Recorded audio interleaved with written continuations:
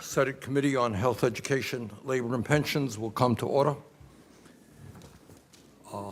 And we're delighted to welcome our panelists who we're going to hear from in a few minutes. But let me begin by telling everybody what they already know, and that is, it is no great secret that in America today we have a mental health crisis, and that crisis has been exacerbated by the horrific COVID pandemic which we have experienced. And this is a crisis that has hit all of us, but I think especially the younger generation. In America today, 40% of parents report being either very or extremely worried that their child is struggling with anxiety or depression. According to a recent survey by the Centers for Disease Control, nearly 1 out of every 3 teenagers in America reported that the state of their mental health was poor. 2 out of every 5 teenagers felt persistently sad or hopeless. And tragically, 1 out of every 5 teenagers in our country have seriously considered suicide. How frightening is that? Tragically, suicide was the second leading cause of death for young people between the ages of 10 and 14, and it was the third leading cause of death among teenagers. All of us understand that the pandemic has had a huge and lasting impact on the mental health and well-being of our country and our young people. Let us never forget, sometimes it's easy to forget, we remember the 1 million people who died during the pandemic, but over 200,000 children, often children of color, by the way, lost one or both of their parents to COVID. And think about the impact that that's had on their lives. Further, and I think we're going to hear more about this later, our kids have become less connected humanly to each other. And this is kind of a new phenomenon. And Dr. Murthy has written about this, and I'm sure we'll be speaking about it this morning. Instead of building trusting, healthy, and strong relationships with their friends, their teachers, their mentors, an increasing number of our kids are turning to their phones and social media to feel connected.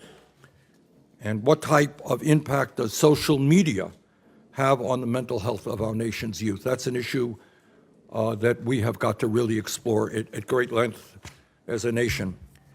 According to a recent study, 32% of teen girls said that when they felt bad about their bodies, Instagram made them feel worse. More than 40% of Instagram users who reported feeling unattractive said the feeling began on Instagram. About 25% of teenagers who reported feeling not good enough, inadequate, said it started on Instagram, but we're not here to single out Instagram alone, certainly. And I'm sure that the same can be said about other social media platforms. And let's be clear, and something I think this committee in months ahead will get into. We are up against some of the best minds in the world who keep coming up with new ways to get teenagers addicted to their websites in order to sell them more products and make more money. And that's what we are going to have to address. But it's not just social media, as dangerous as that may be. Kids in Vermont, and I've been around to a lot of high schools, some community colleges in my state, but around this country as well, worry about the kind of future that awaits them. They wonder if their political leaders in this country and around the world will address climate change, or whether the world that they and their kids will grow up in will be increasingly unhealthy and uninhabitable. And I really do wonder, walking here today through the smog and the smoke that Washington, D.C. is experiencing right now, the horror in New York City. Yeah, it's a bad day, but you wonder what impact it has on the kids who wonder, is this the future for me? And what that does to them psychologically. Yesterday, on another issue, I had the occasion to meet with people who came to the Capitol who lost loved ones as a result of gun violence in schools. And I was stunned in Vermont, where kids worry. When we were young, you went to school, it was a safe haven. Now they really wonder that some terrible thing might happen. And when we talk about the anxieties facing young people, we can't ignore economics. Everything being equal, if we don't get our act together, the young people will have a lower standard of living than their parents. And right now, some 60% of our people are struggling paycheck to paycheck. So all I would say is the pandemic has exacerbated a bad situation. It is there. As political leaders in this country, it's our job to address it. Senator Cassidy, the mic is yours. Thank you, Mr. Chairman. Everybody here knows a fellow American struggling with mental health issues. Everybody watching knows. School closures, isolation from the COVID-19 pandemic exacerbated, almost concentrated this among those who are younger. According to CDC, from 2021 to 2022, the percent of teenagers feeling sad or hopeless increased from 37% to 42%. Those seriously considering suicide goes from 19% to 22%. To say it's troubling is to kind of not have an adequate adjective. This is terrible. The goal of this hearing is how do we improve access to quality mental health care for young people. Now, we must highlight that Congress has done a lot in recent years to improve mental health care and access for children and all Americans. We have walked this ground. We need to see what our recent work has accomplished, need to measure its effectiveness, and then to figure out what gaps remain. Now, just for context, we know this. For decades, the nation's mental health system was dysfunctional, under-resourced, not getting crucial services to Americans facing mental health issues, especially those in underserved areas. I worked in a hospital for the uninsured and the underinsured for 25 years. I worked with this. Now, before I go on, let me give a shout out to Senator Chris Murphy.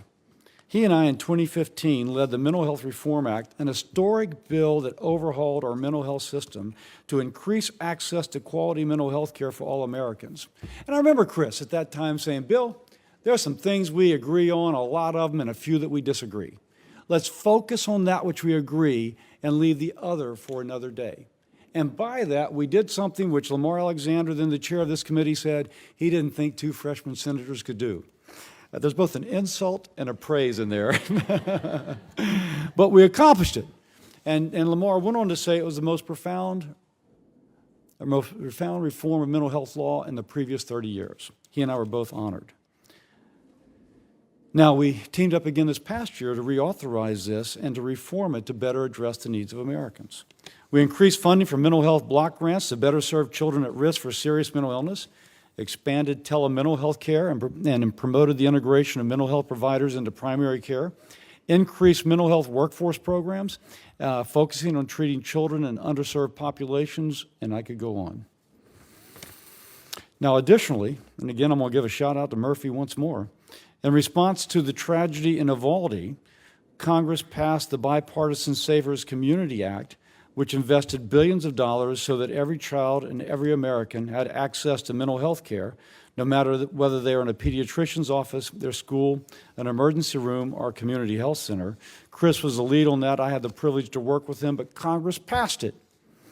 The legislation invested $8.6 billion to expand certified community behavioral health clinics to all 50 states, offering 24/7 crisis intervention services, outpatient mental health, and substance abuse services, case management, increasing access to primary care for Americans, especially those who are lower income and uninsured. It provided $2 billion for school-based mental health treatment, to train school personnel to better help students through a crisis, to increase care for children suffering from trauma, to fund prevention programs, to decrease bullying and violence at schools, and much more. Additionally, the Safer Communities Act instructed the Department of Education and the Department of Health and Human Services, both represented here today, to improve guidance to schools, particularly those in small or rural communities, to more easily bill Medicaid for school-based mental health services. And we will talk and hear more about that during the first panel. I'm proud of the work that Congress put into this legislation and signed into law, and these achievements show that there's a strong bipartisan support for addressing youth mental health issues. But, and I say this all the time at home, these grants and programs only make a difference if state and local government are aware of them and apply and show local leadership in order to participate. We need this local leadership to use these resources to make sure the assistance reaches those who need it most. What we can't do is pretend that Congress hasn't done anything and that we must start anew. That, sweeping the deck clean, so to speak, in our minds, not acknowledging the base upon which we build, will create duplicate, inefficient programs, wasting dollars and wasting effort. By the way, the chair, just echoing the chair, made the point, and I agree wholeheartedly, as you might guess, that the resources Congress appropriates should not be wasted. Now, Congress can't solve this on its own. Throwing money at an issue without accountability is not the solution. There has to be complete buy-in from the executive, from states, local government, tribal leaders, and community organizations, among others, to make sure these programs work as Congress intended. There is, however, existing legislation up for reauthorization that requires attention. As I mentioned in last week's hearing, the committee has 9 healthcare reauthorizations awaiting for programs that expire in September. One of these is the Support Act, which helps individuals dealing with substance abuse disorder and increases support services for children suffering from trauma. There are more than 50 individual provisions in the Support Act that fall in this committee's jurisdiction. The fact that the committee has 2 months left to reauthorize the programs and we have not formally considered bipartisan text, let alone marked them up, is concerning. I reiterate that reauthorizing the Support Act and these 8 other health-related bills on time, bipartisan, must be the committee's top priority. As ranking member of the committee, improving our federal programs so they're more effective and having greater reach is crucial. So let me finish by saying I look forward to hearing from our witnesses as to how we can better address the mental health crisis to make sure that more young people have access to quality mental health and that the resources already allocated are used effectively. Thank you. I yield. Thank you, Senator Cassidy. Now we're going to hear from our witnesses, and our first witness will be Vice Admiral Vivek Murthy, who is the Surgeon General of the United States of America. And in my view, Dr. Vivek has done an extraordinary job in talking about the mental health crisis and the crisis of loneliness and many, many other issues. Dr. Vivek, thanks very much for being with us. Dr. Murthy. Thank you so much, Chairman Sanders, and thank you so much, Ranking Member Cassidy, for your leadership as well on issues related to mental health. To all the members of the committee who are here today, I'm Dr. Vivek Murthy. I have the privilege of serving as Surgeon General and as Vice Admiral of the U.S. Public Health Service Commission Corps, but I'm most importantly here as a father of 2 young children who is concerned about their future and the future of kids across America. And I'm here to speak about what I believe is the defining public health issue of our time, and that is the youth mental health crisis. It now threatens the foundation for health and well-being for millions of our children. In 2021, more than 2 in 5 high school students, including almost 60% of girls and 70% of LGBTQ youth, reported feeling persistently sad or hopeless. Nearly 1 in 5 high school students reported making a suicide plan, and this followed a 57% increase in the suicide rate among young people in the decade prior to the pandemic. In response to this crisis, in December 2021, I issued a Surgeon General's advisory on protecting youth mental health. And I did this to call our nation's attention to this urgent issue and to the need to act. Over the last 2 years, I am grateful that Congress on a bipartisan basis and the Biden administration have made unprecedented investments to strengthen the mental health care system and to connect more youth to care. And these investments have already started to help children and families. But as all of you know, we have much more to do. Last month, my office released 2 new Surgeon General's advisories, one on our epidemic of loneliness and isolation, and the other on social media and youth mental health. Together, they explore 2 important drivers of the youth mental health crisis. Regarding loneliness and isolation, we now understand that social disconnection is both exceedingly common and profoundly consequential.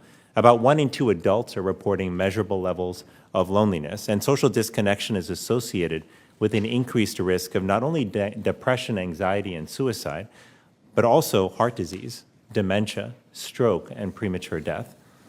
The loneliness epidemic has hit young people particularly hard, and they have the highest rates of loneliness across age groups. The time young people ages 15 through 24 spend in person with friends declined by more than 50% from 2003 to 2019.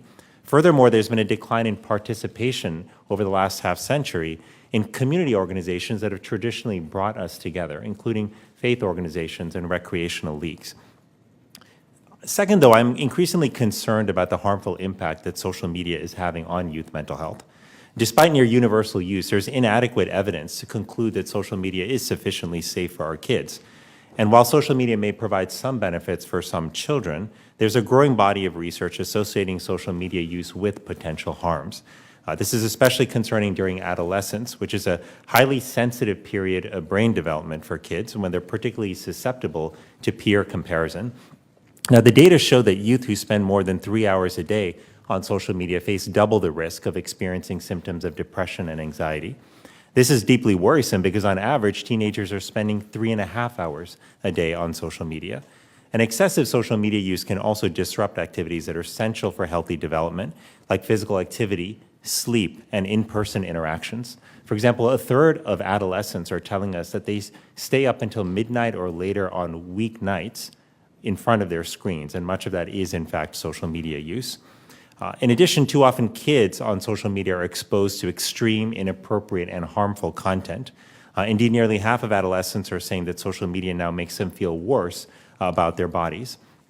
Now, two other drivers of youth mental health crisis that I just want to note briefly.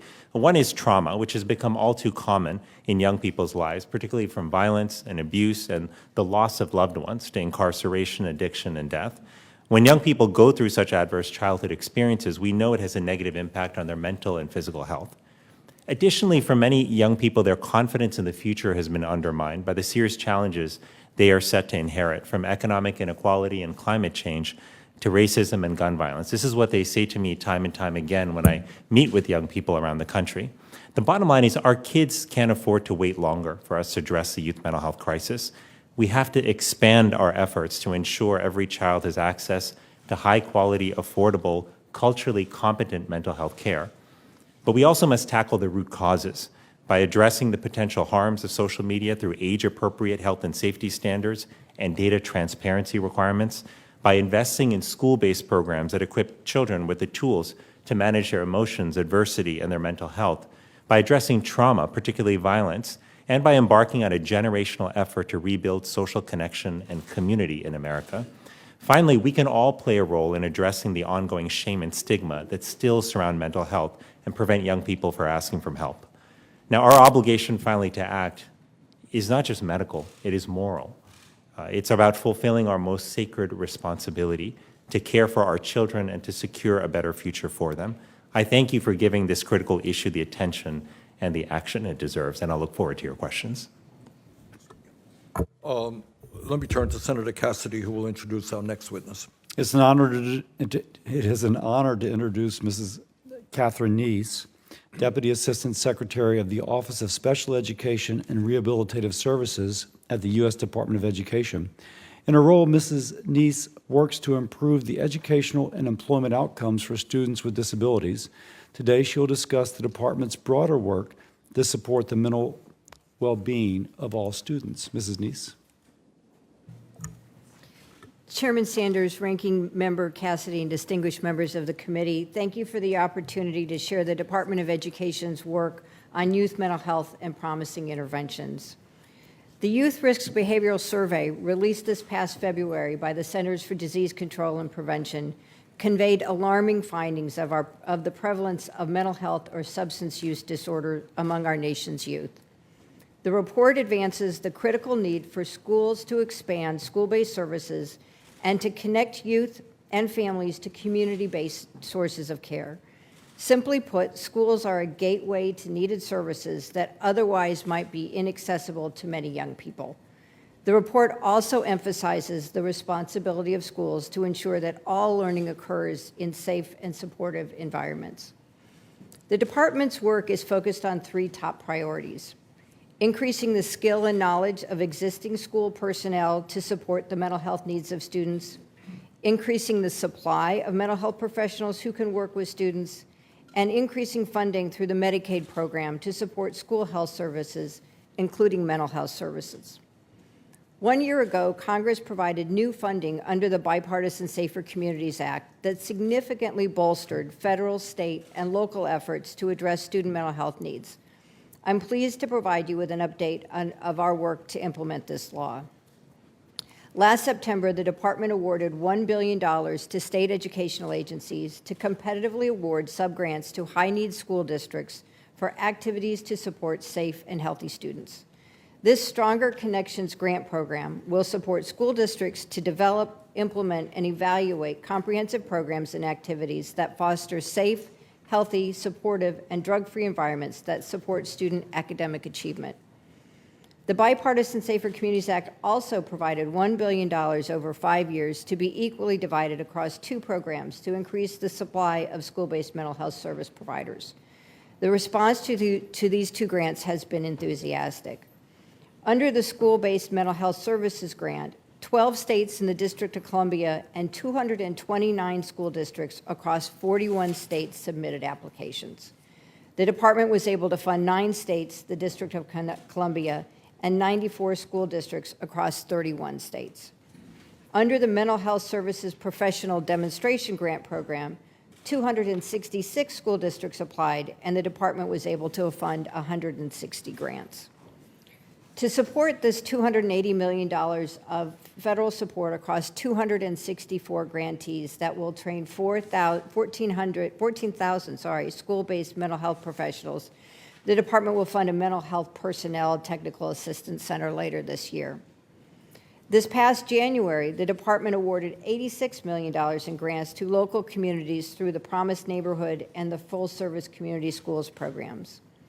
The Bipartisan Safer Communities Act also directed the Departments of Health and Human Services, in collaboration with the Department of Education, to issue guidance to increase access to school-based health services to children enrolled in Medicaid and the Children's Health Insurance Program.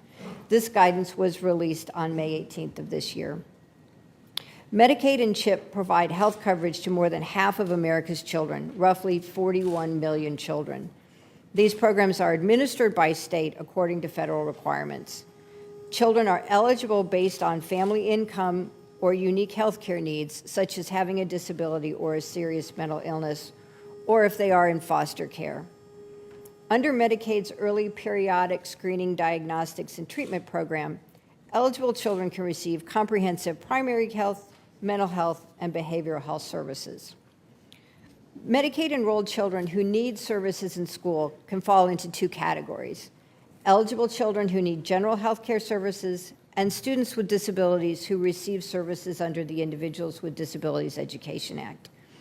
In 2021, schools received nearly $6 billion in total payments for school-based health care to Medicaid students.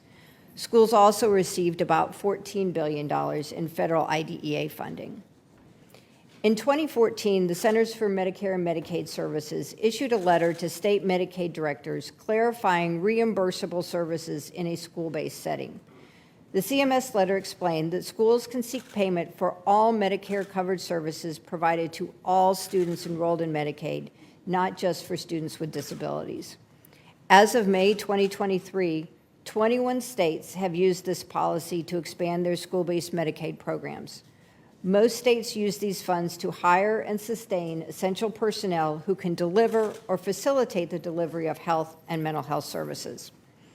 As you can see, the department is actively engaging in efforts to address the mental health crisis facing our nation's youth.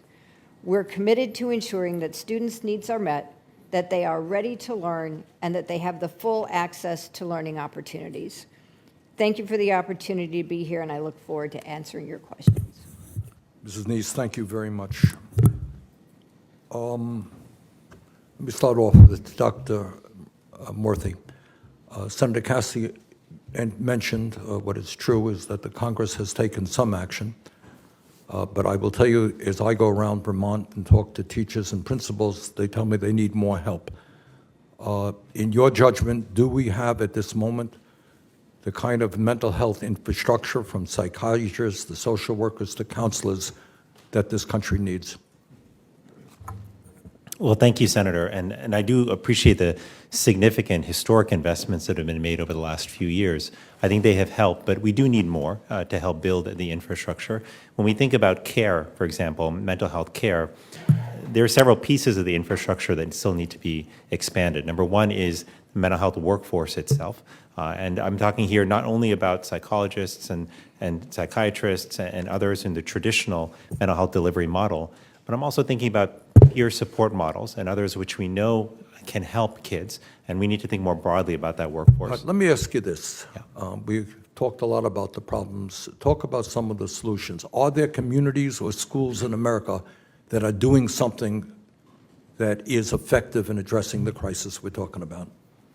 So that is the good news, is that there are successful models around the country. Many of them do not know about each other and hence are not learning from each other, and we have to invest in studying and scaling them. But a few that I'll mention, one is the Becoming a Man program, which has been a very powerful program, started in Chicago and now spread to some other cities, which has worked in high schools with helping young people essentially be sources of support to one another, and has been able to demonstrate actual benefits in trials that were run by the University of Chicago.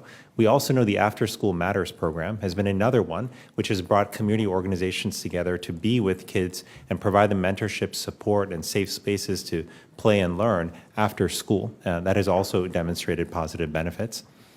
Let me ask you this, because you've written about this. You write about loneliness. And yet people spend half their lives on these things. What is the difference, in your judgment, between human interactivity and activity on social media, and how does that impact the well-being of Americans? Yeah, well, Senator, this has been an important point of concern for me. There is no substitute for in-person interaction. As human beings, we evolved over thousands of years to perceive not just the content of what someone says, but also interpret their body language, to sense nonverbal cues. We take all of that in, and that contributes to a rich human interaction.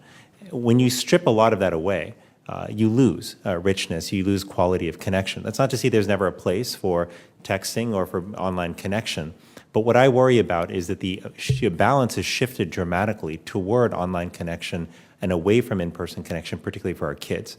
But the other concern, Senator, is not only what kids are missing out on as a result of social media, but what they're being exposed to on social media. And I talk to parents all over the country and to kids as well, who say that they're exposed to content that's violent and sexual in nature, that they're often bullied and harassed online. 6 out of 10 adolescent girls are telling us that they've been approached by strangers on social media in ways that have made them feel uncomfortable. So I'm concerned both about what is not happening as a result of social media in our kids' lives, but also about some of the toxic effects of what they're being exposed to. Mrs. Neese, you spoke about the impact that Medicaid is having on providing services to kids who desperately need it. We are now, as a result of the end of the pandemic and the cessation of the funding, the many billions of dollars we put into funds and increasing Medicaid, what impact will hundreds of thousands or millions of people losing their Medicaid have on mental health in this country? Senator, thank you for that question. The work that we've done with the Department of Health and Human Services to make it easier for schools to access the Medicaid program for school-based services is one that we're very proud of, because we think it's going to make it easier for schools to hire and sustain necessary people. At the same time, we've been working hand in glove with the department to get word out to our school leaders about this time of re-enrollment, and hoping that those children who have to re-enroll in Medicaid are found eligible, and that those that are found not eligible can be directed to another source of insurance. But it is something that I think the administration is very concerned about, and wanting to do everything we can to make sure that children who are eligible can stay on the program. But is it a concern that if hundreds of thousands or millions of families lose their Medicaid, it's going to make it harder for people to get the mental health services they need? Without question, sir. Senator Cassidy? Although I'm tempted not to because my fellow Southerner did not wear a seersucker today, I'm going to defer to Senator Tuberville. I've got 2 suits. I just forgot. Thank you, Mr. Chairman, for having this hearing. I spent 35 years with the youth of this country as a coach, educator. And this is not just a crisis that we have, mental health. It's an emergency. We got huge problems.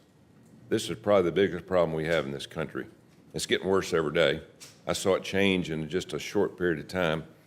The number one commodity that we have in this country is not gold and silver, it's our young people, and we're destroying them. And we're sitting back and watching it happen. I've seen prescription drugs take over our youth, especially a lot of the kids that I work with. You know, we've ruined the nuclear family, and that's where a lot of this has got to come from. I counted up yesterday 32 mental health programs that we have in this country. 32. We spend tens of billions of dollars. We're not making any progress. We're going the opposite way.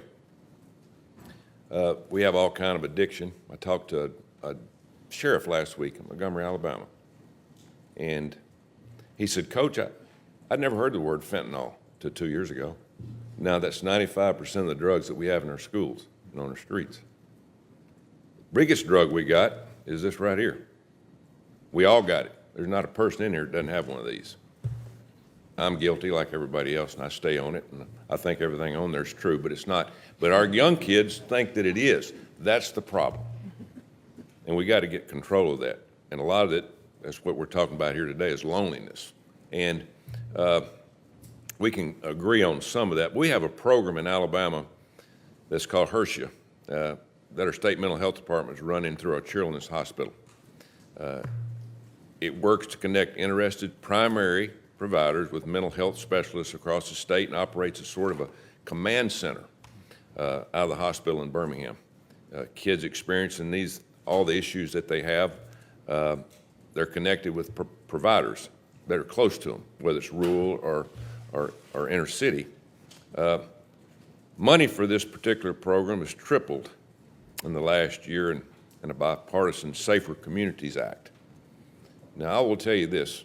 We can afford a lot of things around here, but we cannot not afford to fund mental health. We can't. We have to be able to afford it, and through situations like this. So, Dr. Murphy, are we tracking the successes and failures of the rest of the billions of dollars that we spend? Are we tracking that? Is it where it's working? Have you got people that's doing that in your line of work that's helping us track the money going, and is that money helping to the degree where we can see success? Well, thanks, Senator, and I wish I could circle, underscore, star so much of what you just said, because you're right on, and you're right that the most important asset we have is our kids, and we've got to do more to protect them. I also agree with you that when we do put funds toward a cause, it's important to know, is it actually working? Is it delivering the benefit? And while our office, Office of Surgeon General, does not conduct evaluation trials, that's not what we are a resource to do. We do have colleagues across the Department of Health and Human Services at NIH and at SAMHSA who do conduct evaluations of programs so that we understand what's working, who it's working for, and what's missing. But I think, Senator, to pick up on something else you said here as well, I think, and I like the program you mentioned in Alabama in terms of the concept of building a network and an infrastructure so that primary care doctors in particular and others aren't trying to manage all this on their own. Like programs like the Pediatric Mental Health Access Program, for example, have been very helpful in making sure that those primary care doctors can get expertise, mental health expertise, into the clinic when a patient is there. And we do need more programs like that. But I don't think that we will be able to keep up with the sheer disturbing trends that we're seeing in terms of increased mental health concerns unless we simultaneously attack some of these root causes. And you mentioned our devices, and in particular for young people, social media has become, I worry for too many of them, a contributor, an important contributor to their mental health strains. I also spend a lot of time with student athletes. When I travel around the country, I do roundtables specifically with student athletes. And many of them tell me that, that not only are they having a hard time sometimes getting help, some of them have incredibly supportive coaches and administrations, others do not. I had one football player who told me that After having serious thoughts of taking his own life, he approached his coach and said, and it took a lot of courage for him, but he admitted to his coach what was going on and asked for help. But as a response from the coach was, well, you know, if that's how you're feeling, maybe this program's not for you. You should consider going to another university. And he was heartbroken. Now, thankfully, that's not the response that most kids get, but we still have more to do in terms of making sure kids get the help they need. But if we can focus on making social media safer for our kids, if we can focus on rebuilding the social connection and community that our kids need, families are a key part of that, faith institutions are a key part of that, other community organizations like YMCAs, Boys and Girls Clubs, these all play vital roles in helping connect kids to each other, families to each other, but participation in them, Senator, has been declining for half a century, and it's leaving people lonely, isolated, and at greater risk for mental illness. Thank you. And one thing I'd like to say, I know we're over a little bit here, Mr. Chairman, but we have, unfortunately, people in this country that are born with a mental health problem, and we're trying to treat them with a lot of prescription drugs. And I think that's fine to a certain degree. Sometimes we're over-prescribing.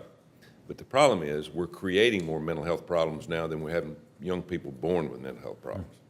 And I think we all have to understand that. And if we'll start understanding that, I think we can understand the problems that we have to overcome. Because if we don't do this, now we're going to lose the country that we all grew up in. Because mental health is the #1 problem in this country. #1 problem. And we have to, and because it leads to everything else. It leads to so many things in this country that are negative. So thank you. Thank you for your answer. Thank you, Mr. Chairman. Senator Casey. Mr. Chairman, thanks for having this hearing. I want to thank you and the ranking member for convening us. And I want to thank both of our witnesses for their testimony and their public service. I wanted to start with Deputy Assistant Secretary Neese to talk about bullying and harassment, one aspect of this larger challenge. I think we can all agree that children deserve to go to school without any fear or intimidation, but as we know, far too often bullying and harassment affect so many children and can have very serious consequences for the mental health that stay with them for the rest of their lives, and it undermines their ability to achieve academically.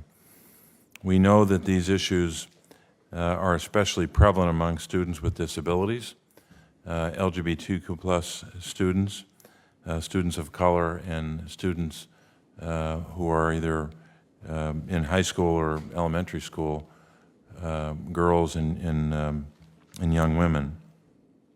So to support the well-being of all students, I've introduced multiple times now the Safe Schools Improvement Act, which would require school districts to adopt codes of conduct that explicitly and transparently prohibit bullying and harassment based upon race, color, national origin, sex, disability, sexual orientation, gender identity, and religion, very much consistent with our civil rights statutes.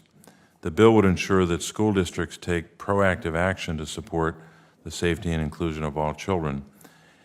Deputy Assistant Secretary, what's the value of universal prevention strategies such as legislation like I just outlined in supporting mental health and academic achievement of every student? Senator, thank you for that question, and thank you for... Is that better? There we go. Sorry. Thank you for that question. I think the department has partnered with the Department of Health and Human Services on a website called stopbullying.gov, which includes resources for schools to do exactly what you're saying. I think one of the reasons we are so proud of the Bipartisan Safer Communities Act and the work we're doing to increase the supply of mental health professionals who are in school is to make those things real. It's important to have the culture of a school be conducive to learning and safe for everyone. And we want to have those resources in schools and available to schools so that they can actually act on it.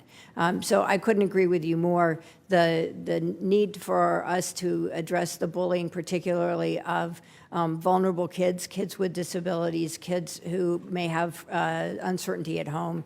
We want school to be that safe place where they always know that there's somebody there who has their back. Thank you. I wanted to move to a question for Dr. Murthy. One of the many pieces of data that you cite in your testimony, and I'm looking at page 1 of your written testimony, it just kind of leaps off the page, and I'm just reading in pertinent part here. In 2021, nearly 1 in 5 high school students reported making a suicide plan. Hard to comprehend those numbers, 1 in 5 high school students.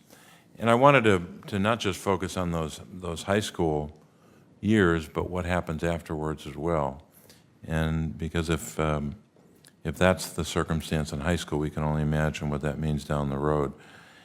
This challenge that we were all talking about here today predated, obviously, the pandemic, but was made much worse by it. I'm citing here the Kaiser Family Foundation showing that half of young adults ages 18 to 24 reported anxiety and depression symptoms this year, 2023, half of young adults. Despite these rising needs, many institutions of higher education are poorly equipped to handle the mental health needs of students. I've introduced the Higher Education Mental Health Act along with Senator Kaine. The legislation promotes collaboration among educators, students, parents, advocates, and communities to study the mental health concerns facing children. How can institutions of higher education better support students who are struggling with mental health today? Well, thank you, Senator, and I appreciate your leadership on this issue and with your proposed legislation. I think institutions of higher learning have a huge role to play. First of all, they're aware a lot of young people are, and we've got to bring the care to where people are. They can help to change culture by starting conversation addressing stigma. They can increase access to mental health services on campus and through telehealth to make it easy for kids to get care. But they can also invest in building the kind of connection and community that we know is vital to the mental health of children. It doesn't just happen by throwing kids in a room and saying, hey, mingle and build connection. It turns out a little bit of structure, along with a little bit of time, can help kids actually build the relationships that they want. And finally, let's just keep in mind, many kids don't have what we might assume are just basic tools for managing emotions, building strong, healthy relationships. Many of them may not have gotten that. And so we've got to recognize that. And it's why I think programs that focus on building social skills and an emotional development so kids can manage their emotions and understand the emotions of others are really vital. That's a life skill that to me is just as important as learning how to read or write. Thanks very much. Senator Cassidy? I defer to Senator Budd. Thank you, Senator, and thank you, Chair, and thank you both for being here today. So I sent a letter to NIH back on May 9th asking why taxpayer dollars were spent on a study entitled Psychological Functioning in Transgender Youth After 2 Years on Hormones, in which 2 participants tragically committed suicide. So I'm still waiting for a response from NIH on that letter. And Chairman, I ask for unanimous consent that I can submit my letter for the record. Thank you. Now, the researchers, they concluded that the study was a success, but they admitted also that they couldn't show that cross-sex hormones improved the psychosocial functioning for minors. So clearly, it looks like this was a real waste of taxpayer dollars. Even worse than that, it led or contributed to the suicide of 2 youth. So, Dr. Murthy, considering what I understand is your past support for providing cross-sex hormones to children, can you explain whether you think spending more taxpayer dollars on research into transgender procedures on minors will actually help children with the mental issues that we're discussing today? Well, thanks, Senator Budd, for that question. While I was not directly involved in this study and I'm not familiar with it, what I will say is that it is important for us to study what measures may help improve the mental health and well-being of transgender youth, because what we see clearly in the data is that as disturbing as these rates of anxiety, depression, and suicide are, they're actually disproportionately higher among LGBTQ and youth, particularly transgender youth. And studies that help look to understand what interventions work to address those psychosocial concerns, I do think are important because this is a community that is struggling. Thank you. A follow-up to that, are you concerned about causing sterility and infertility in children who receive these cross-sex hormones, and about the negative long-term impacts of these medical interventions on their mental health? Well, Senator, I think whenever you have a medical intervention, it is vital to study both the short and long-term impacts on physical and on mental health. And I think that's where an investment of resources is needed. So just to clarify, you say you would be concerned about the long-term and short-term impacts of these medical interventions on their health, their mental health. Well, I think it's important for us to understand what those are through research, sir. So that's what I'm saying. And I think that this is a space where that this is obviously a very complex area, and what we need to do here is what we do in other areas of medicine, which is to look to experts who have expertise in this area to put together the kind of guidelines that clinicians can then look at and then make the best decision for patients based on that individual circumstance, just like we do in other areas of medicine. Thank you, and I would just hope that the medical community in their research would be very cautious here.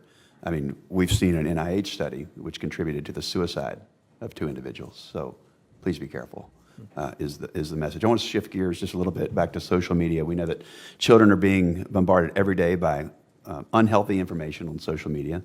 Millions of children are suffering, as we've talked about, from anxiety and depression, loneliness, because of the addictive content on social media.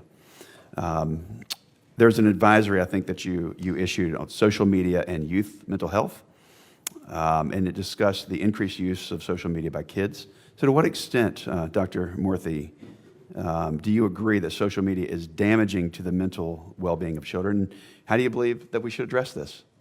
Well, thanks for that, Senator. And my concern here is not just as Surgeon General, sir. It's as a doctor and as a parent. You know, I have a 5 and 6-year-old children, and my daughter is 5. She's in preschool, and she came home a couple of weeks ago and asked my wife and me if she could post a picture on social media.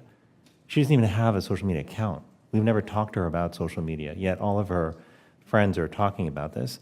And I do believe that while there are some kids who get benefits from their use of social media in terms of opportunities to interact with others, in terms of the opportunity to find a community online, whereas they may not have one in person, I do worry that for many children, the effects are in fact harmful and are contributing to the depression and the anxiety that we see among many young people, as well as issues with body image. In terms of what we can do, I think there is a lot we can do. You know, ultimately, this isn't all about what government can do. I think there's an important role, a critical role for parents here and for kids themselves. But I think what parents need is some support and help. And by establishing safety standards for social media that help protect kids from exposure to harmful content and from harassment and bullying and from features that seek to manipulate them into excessive use, I do think that we can help parents. We also need, as policymakers, I think there's also a role to require data transparency here. And researchers around the country, Senator, tell me that they've had a hard time getting the data from companies to fully understand the extent of the impact of social media. I'll actually just say this, Senator, when our children get old enough to drive a car, or when they're small, like mine were a few years ago, we had to get a car seat for them, we don't tell parents, you know what, go inspect the tires yourself, check out the engine, make sure the frame is adequately strong, because we know that not all parents have the expertise to do this. They rely on us establishing standards and then enforcing those with manufacturers. These are incredibly complex platforms that are rapidly evolving, fundamentally changing how our kids see themselves and interact with the world, and parents need help here to interpret and understand their safety. Good. Thank you both. Thank you. Senator Murphy. Thank you very much, Mr. Chairman. Thank you for holding this very important hearing. I'm so proud of this Congress and many on this committee for passing the Bipartisan Safer Communities Act, and I'm glad to get an update today on how that money is being impactful to help our kids. It's part of a trend. We're spending more money today on mental health than ever before. We've gone from about $155 billion in 2010 to $238 billion in 2020, and it's still not enough. But I think this hearing is so important because I think we have come to the conclusion that unless you get at the root causes of unhappiness and isolation and loneliness, there is almost no amount of money that can make up for that inattention.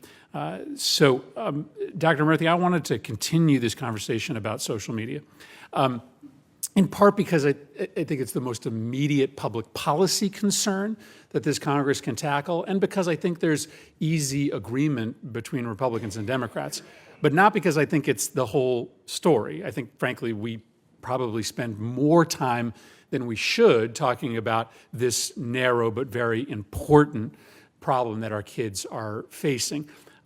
But I think we can do something about it, so let's not lose the opportunity.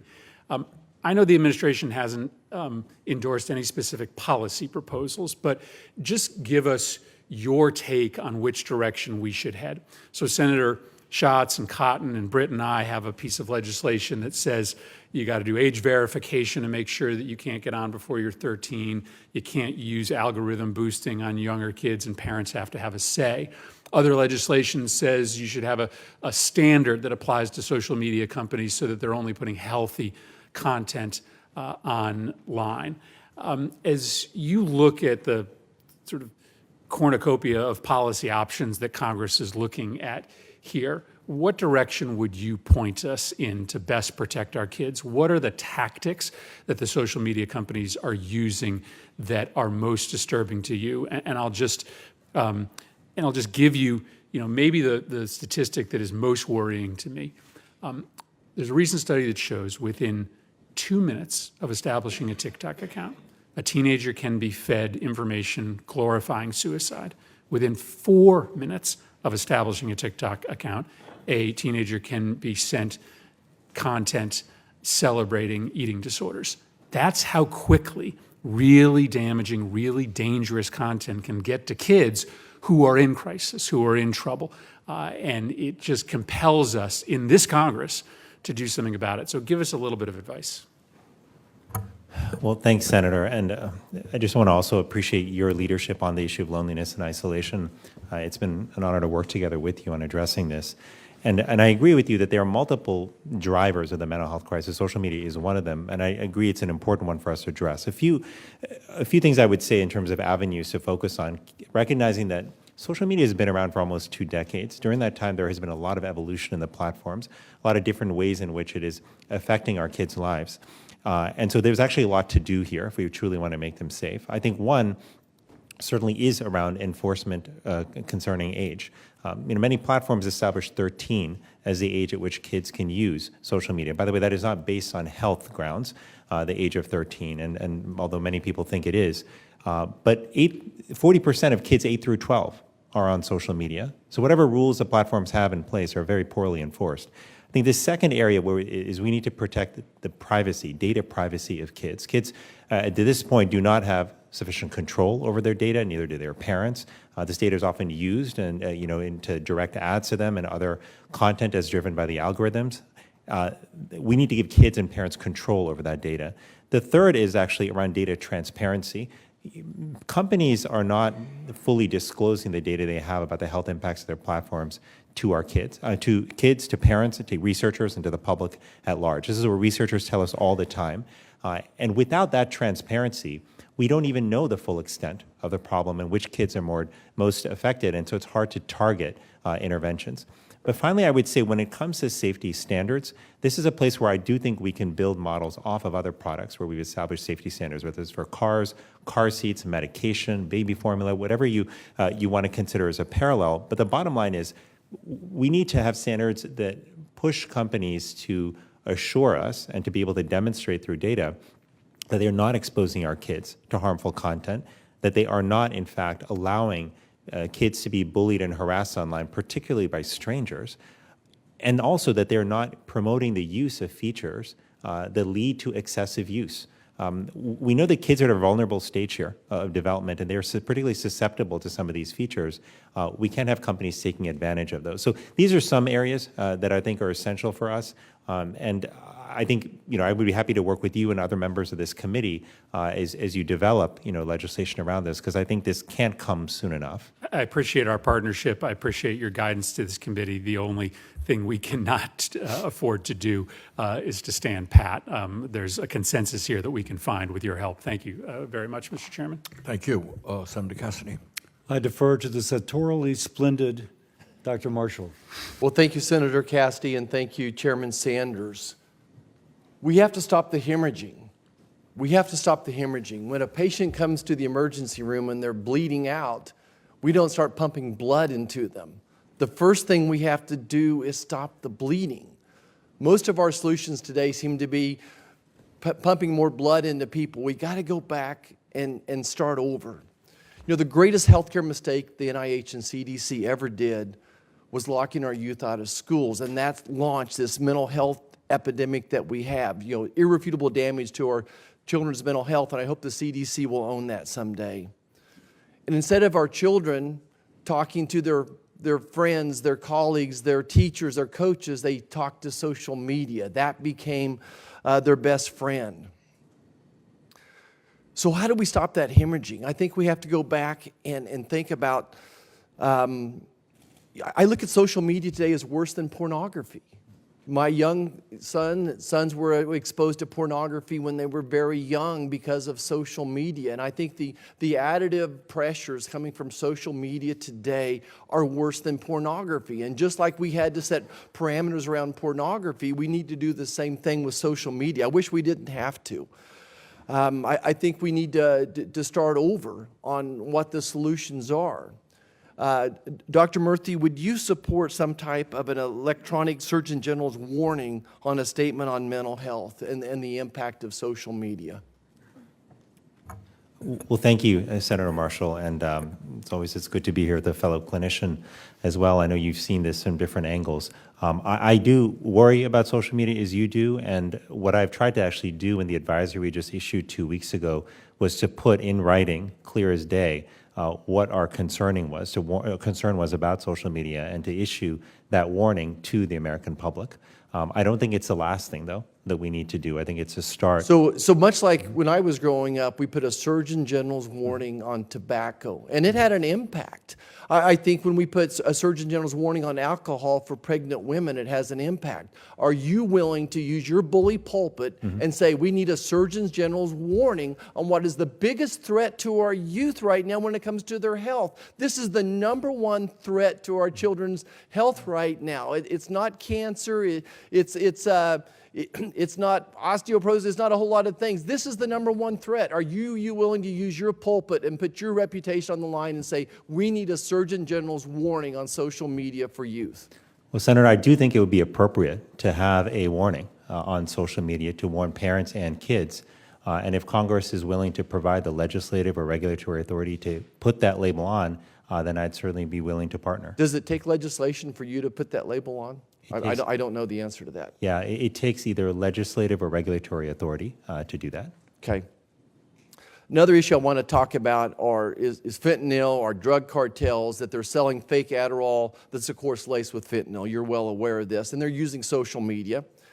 And, of course, the top buyers are children. Senator Shaheen and I wrote legislation with leaders on the Judiciary Committee to hold social media companies accountable for illegal drug sales happening on their platforms. Does this have the support? It does have the support of the White House and the DOJ, and would love to have your continued efforts with this. Any comments on that? And I think I want to highlight the word you use, accountability, because there's been an utter lack of that when it comes to how we've been addressing the impact of social media on our kids. And what you mentioned, which is the platforms being used to expose our kids to drugs and other harmful content is one example of that. So yes, I would support measures to ensure there was more accountability for the platforms. Okay. The last thing we need to do is go back and study this and form committees and pray about this. We know social media is preying on our youth. We know it as surely as alcohol causes infant problems for moms as well. We know it. We don't need to study this more. As black and white as you can make this, what would be your recommendations to stop this from happening? If you own the social media company, why wouldn't you take the responsibility yourselves? Why does it take an act of Congress to do the right damn thing? What would you recommend that they do? Well, what do you mean, this company specifically? Yes. Yes. So what I laid out in the advisory are a series of recs for the tech companies specifically. One is to apply age-appropriate design to their platform so they're not exposing young kids to harmful content. Second is to be transparent with the health impacts and the data that they're collecting so that everybody can see how these platforms are impacting our kids' health. But the truth is, Senator, the social media platforms have been around for nearly 20 years. If we're going to just rely on them to fix this problem, I think we're waiting for something that's not going to happen. Because while they have made some efforts, to put safety measures in place. It's not nearly enough, and it's not happening nearly fast enough. Greed is a horrible thing. Using greed to take advantage of our youth is a horrible thing. I just call on the social media companies to take self-accountability and to do something about this. Don't wait for Congress to do it. They know what the right thing is to do. They are taking advantage of our youth. They're poisoning our youth. They're killing our youth. And Senator, I would just say, when you and I have practiced medicine and we've prescribed medicines to people, to patients, we've been able to generally tell them what the evidence is that something works or doesn't work and what the evidence is around safety. I think it's very reasonable for us to expect a company to demonstrate similar data to us so that as parents, like, we can take that into account as we make decisions for our kids on when to start using social media and whether or not to even use it. Senator Kane.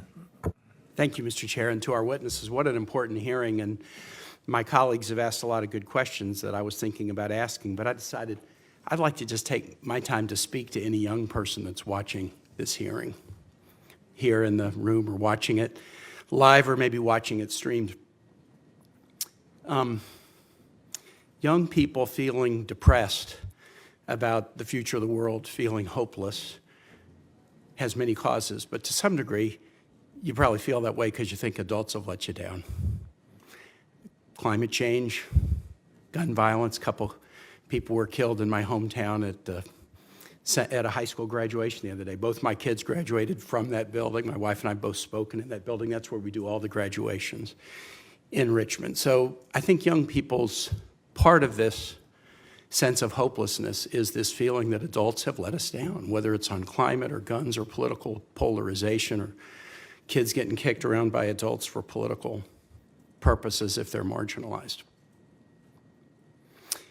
I look in my own life, I have a Social Security card now, but I look in my own life can I even remember what it was like to be a 5 to 18-year-old? And I want to tell you, I had the same feeling when I was 5 to 18, that the adults in the world were letting us down. I came home from kindergarten in November of 1963. I saw my mother crying for the first time in front of the television because JFK had been assassinated. I picked up the newspaper in April of 1968 and the news of MLK being assassinated. And then in June of 68, RFK being assassinated. You saw protests about the Vietnam War. You saw protests about civil rights issues. I was 16 when a president was forced to resign because of corruption. So my formative life from 5 to 16 was a time of chaos. War, nuclear weapons drills in the classroom.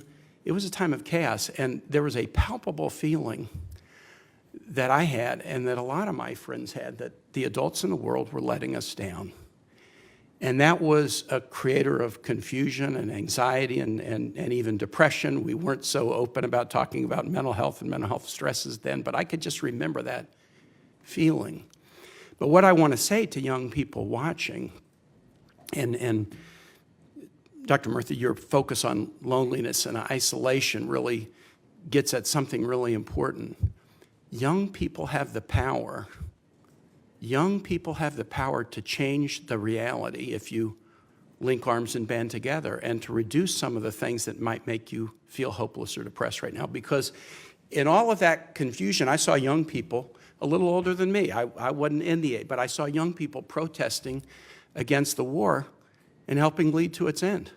I saw young people in the civil rights movement helping battle to get voting rights done and civil rights laws passed. I saw young people who were now eligible to vote at age 18 becoming deeply engaged in events that led to improvements, that led to a Congress willing to hold a president accountable for impeachable behavior, forcing his resignation. And so the lesson that I learned from 5 to 16 was, yeah, adults were screwing a lot of things up. And if we waited for adults to solve those things, we would wait for a very long time. But when the young high schoolers and college kids that I was looking up to as a younger person linked arms and said, well, we're not going to just wait for adults to fix it. We're going to get engaged. When young people do that, young people change the direction of the country. And so I guess what I would just like to say to any young person watching this is you might not think you have the power to change the conditions that you find depressing. I think an awful lot of young, well, I'm not even old enough to vote yet, or what does one vote matter, or, the system is rigged so that we don't matter. Our history shows the opposite. Things get worse when young people don't engage.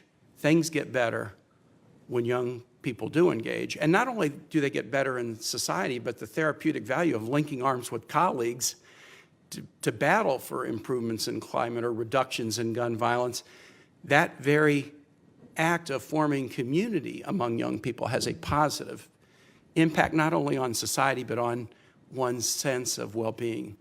You have a purpose on the table right before you. And if you look at us and you think we're not responsive to you, you can link arms and you can change the world and feel a lot better about the world that you're living in.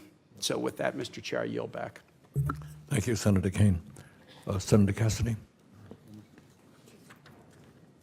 Thanks. Thank you, Mr. Chair. In Senator Sanders' opening questions of Dr. Murthy, he suggested, yes, we've done a lot, but we need to do more. But Mrs. Nees, you made it clear that we are actually on a trajectory to do more. Yes, we've put in these programs. For example, you mentioned your testimony, a school in Louisiana that's very successfully instituted a Medicaid-based clinic for those with mental health, and that now there's another one opening, and presumably there'll be another and another and another. So sometimes it's the potential of that which is being realized, which is more important to allow it to be realized than creating a whole new program. So I say that, though. My question is, are my assumptions correct? That the programs that we put in place, for example, to help schools use Medicaid to pay for services, is that increasing in terms of its implementation, and do you suspect that it will continue to increase? Senator, thank you so much for that question. And we certainly hope that with this Medicaid guide and a new technical assistance center that will be announced shortly, that we're going to make it easier for more and more school districts to figure out how to access Medicaid so they can, in fact, do just the things that you're talking about. We've seen a number of great examples across the country of partnerships. We were just in Delaware. So let me stop, because I understand you've got these examples, but are you getting, what I'm really asking is, do you have the interest being shown to expand upon these examples to make this even more widely used? Absolutely. So the Without potential is question. being realized, and I think that's the point I want to emphasize. Yes, sir. Now let me speak to something which perhaps is not being realized, and maybe you can't speak to it directly. But in the Bipartisan Safer Communities Act, passing because of Republican support, there was $1 billion for funding physical safety of schools. In one sense, we're trying to address the front end. How do we keep kids from having a problem? But we're also trying to address the back end. A kid does have a problem and comes in and tries to commit violence, or someone else does. As far as I know, the rules to tell schools, districts how to implement physical hardening of their schools has only been promulgated into 3 different states. Why have those rules not been promulgated? Okay, this is what is allowed to physically harden your school in case there's somebody who comes to attempt to commit violence. Why have those not been promulgated to all 50 states? So, Senator, thank you for that question. The Stronger Connections grant that we released the funds to states last September, and we were doing listening sessions with key stakeholders on what kinds of things they wanted to use those funds for. And our guidance that was put out in November and again revised this past March does help schools understand what are allowable activities. What we're hearing from states... Let me stop you. Again, being specific with my question. Yes, sir. I was called by my state superintendent that they were being told that they could not use the money to physically harden a school. I spoke with the secretary, and he said he would correct that, but I'm told, maybe I'm wrong, that the correction that says that schools may use the money, as Congress intended, by the way, Correct. to physically harden, was only promulgated to 3 states, Louisiana being one of them. Am I correct on that, or am I wrong? Senator, I'm not aware of. My understanding is, from what we've heard from states, that they have used these funds for things to increase the physical security of schools. Now, that's different from hardening. So if I can ask, can you get back with me on the particulars of that most updated information? Yes, sir, be happy to do that. Next, it's been suggested several times that there are things which subject children to ridicule that can otherwise make them prone to these episodes of depression, et cetera. I'm very concerned about the issue of dyslexia. I think anyone that has a child stands up that can't read in front of a class and is ridiculed because she can't read understands that pain. Absolutely. Now, there's a lot of money put out in these bills to help school districts do catch-up learning, and I mentioned dyslexics because they're particularly vulnerable. Here's an article, though, from the Times from 3 days ago. Schools receive billions in stimulus funds that may not be doing enough. Pandemic aid was supposed to help students recover from learning loss, but results have been mixed. And it points out that there was little guidance given to schools beyond you shall spend 20% of it. There are some schools that have put in very good programs, small focused learning, and others that apparently have not. Any comments on that? And specifically, what can, knowing the money's about to run out, but what can we do now to try and get schools to use best practices as opposed to just frittering dollars away? Right. Senator, one of the key elements of the federal special education law is child find. And one of the things that states have struggled with that we are working very closely with them on to address is making sure they are identifying and serving any eligible child. And certainly students who have dyslexia are among those kids that we want to see I get that, served. but there's best practices. It does not appear as if they were universally adopted. That's correct, sir. We are working on specific guidance on these specific issues so that states can fully understand what their responsibilities are so they can make that, so that we can have a different situation. Okay. Yield. Senator Hassan. Thank you very much, Mr. Chair and Ranking Member, for this hearing. Thanks to our witnesses, not only for being here today, but for the work that you do. And I just want to start by following up a little bit on what Senator Kaine was talking about. I think we all have been hearing from constituents about concerns about mental health, in particular children's mental health. I will tell you that in the spring of 2021, when schools in New Hampshire began to reopen more fully, I went and visited in one of my local school districts with a mix of students and teachers and administrators, students from first grade all the way through high school. And I was struck towards the end of the discussion when we had been talking about how kids were doing, how their families were doing, what the schedule in school felt like, did they feel that they were keeping up with their learning, how the year had been, when a girl who must have been about 10 turned to me and said, "So, Senator, what are you doing about mental health?" Mm-hmm. And I had been kind of dancing around it. I'm from a generation where we didn't talk about mental health in the same way we talked about so-called physical health. Then recently, another one of my constituents, Laura Lee, who is 18 years old, raised awareness about mental health because she was driving with a friend one day and the friend had a panic attack. And Laura Lee didn't know what to do. So now Laura Lee is working to help students get that kind of understanding for mental health first aid. What can kids do to help each other in these moments where they need to be supported and until they can get professional help? So I also want to encourage young people to know that when you speak up, your representatives hear it, and we're doing our best to listen, and we are trying to make progress. And I want to ask a couple of questions to our witnesses about some of the progress we've made. Sometimes it doesn't seem enough, fast enough, but it is really important to understand the building blocks that maybe are in place. So let me start with a question to Dr. Murthy. I really enjoyed our discussion, Doctor, in my office yesterday, and my team appreciated it very much, too. Last year, my colleague, Senator Ernst, and I led something called the Stand Up Act, which was passed into law. And it's a law that helps ensure that schools are using suicide prevention policies that are actually evidence-based. So, Dr. Murthy, why is it important for schools to adopt policies that are evidence-based? Senator Cassidy was just talking about our schools using the resources we're giving them in the right way. Why is it important that they're evidence-based, especially given the increased mental health risks that our youth face from social media? Well, thank you, Senator. And Laura Lee's story will remain with me, and something I want to say about that at the end. But specifically to your question, having evidence-based practices is important because sometimes even with the best of intentions, our programs may not have the desired effect. Right. Either in terms of the extent of impact or in terms of who they're impacting, they may leave certain people behind. The only way we really know that is to study them.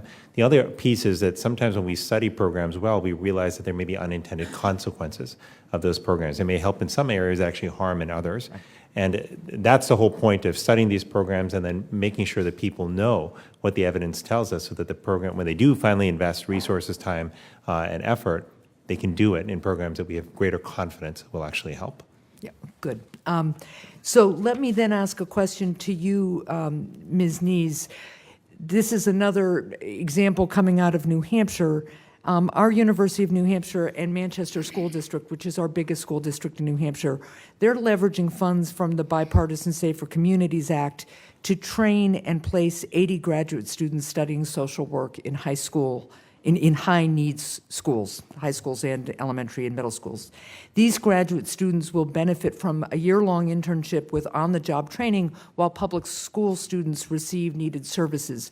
So, Mrs. Nees, in addition to this innovative example from my state, what other innovative local solutions are you seeing school districts deploy to address the school mental health personnel shortage? Senator, one of my favorite questions. We've seen some really innovative things across the country. We were just in a school in Delaware where the Children's Hospital runs a clinic that's on the campus of the school. The majority of these children in this elementary school are homeless and live in nearby shelters. The year before the clinic was on staff, they had more than 1,000 instances of disruptive behavior that resulted in suspensions. The first year of the center, that 1,000 number went down to 100, and now there are virtually none. It's a great partnership. The Children's Hospital staffs it, does all the billing, and the school provides the physical space. What the principal said to me, I said, "What keeps you up at night?" And he said, "Learning loss." He said, "We've got the support for kids, and that the teachers don't have to be both therapist and teacher." Right. And that the staff there help teachers figure out how to get through the day to support kids so that they're emotionally okay and learning.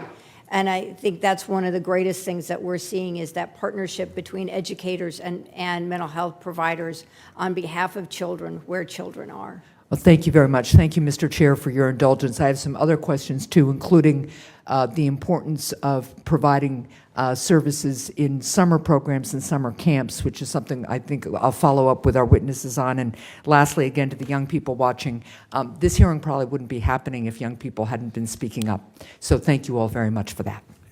Senator Smith. Thank you, Chair Sanders and Ranking Member Cassidy, and thanks so much to both of you for being here.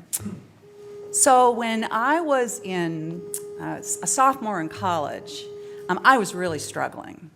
And thanks to my roommate, who recognized some of the signals and signs with somebody who's dealing with depression, she suggested that I go to a school counselor at my university. And man, that made a huge difference. I don't think I would have done that on my own. And I can see now that I was struggling also in high school. But having access to that care in my school setting made a huge difference because the barriers and the stigma that I would have experienced were sort of stripped away. And I share this story often, especially with young people, because I can see them kind of go, "Oh, finally, somebody is being real about this with me." This is one of the reasons why I've been so focused on expanding access to school-based care. And Ms. Nees, I'm really excited about the support that we have put behind school-based services. I've heard from places in Minnesota where we're doing this, especially in places, this is something I've been working on, helping schools partner with community-based organizations to get those services in schools. It makes a huge difference. But here's the thing. In Minnesota, we're go-getters. All of this money, 3 higher education institutions focus on training. That's fantastic. 1 school district has pursued this so far.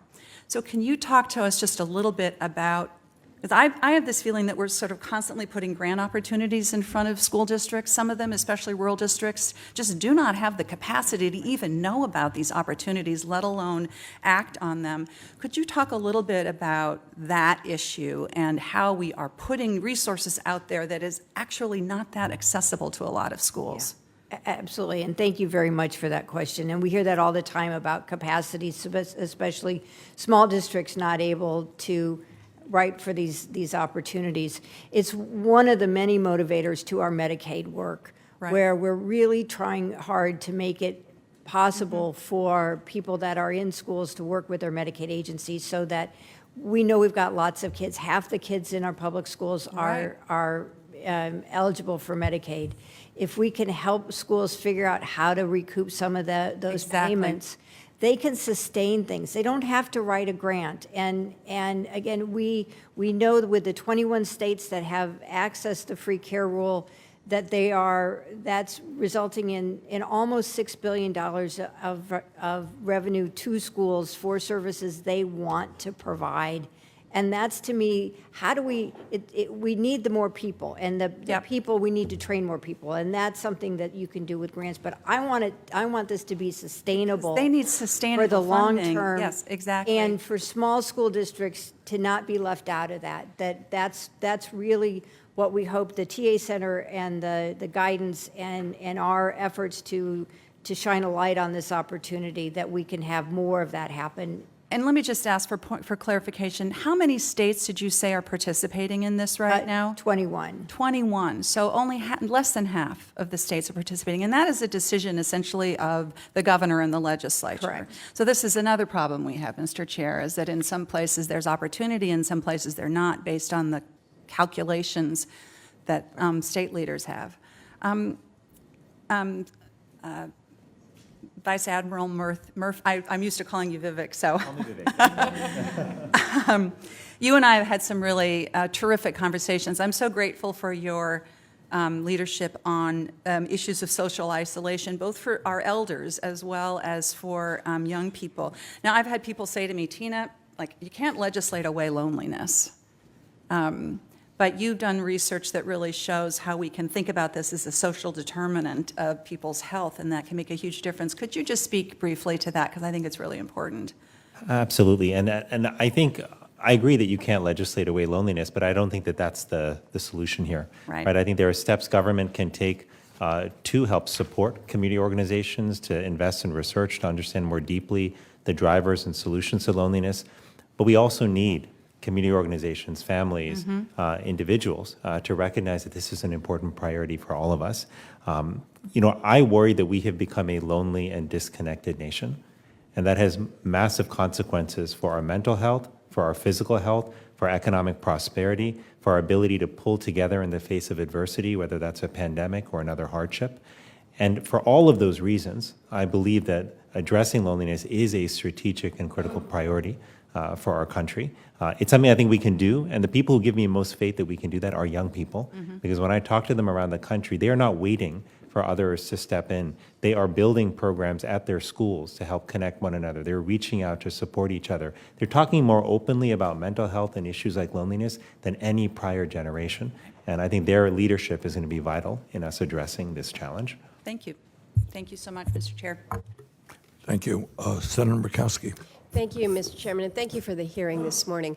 I think it is somewhat telling that with everything that is happening this morning, there is a significant overflow room just down the hall. I've been back and forth between a couple different committee hearings this morning, and there continues to be a line of young people trying to get into this committee hearing. And so I've stopped and talked to them. Why are you standing in this line today? Why is it important to you?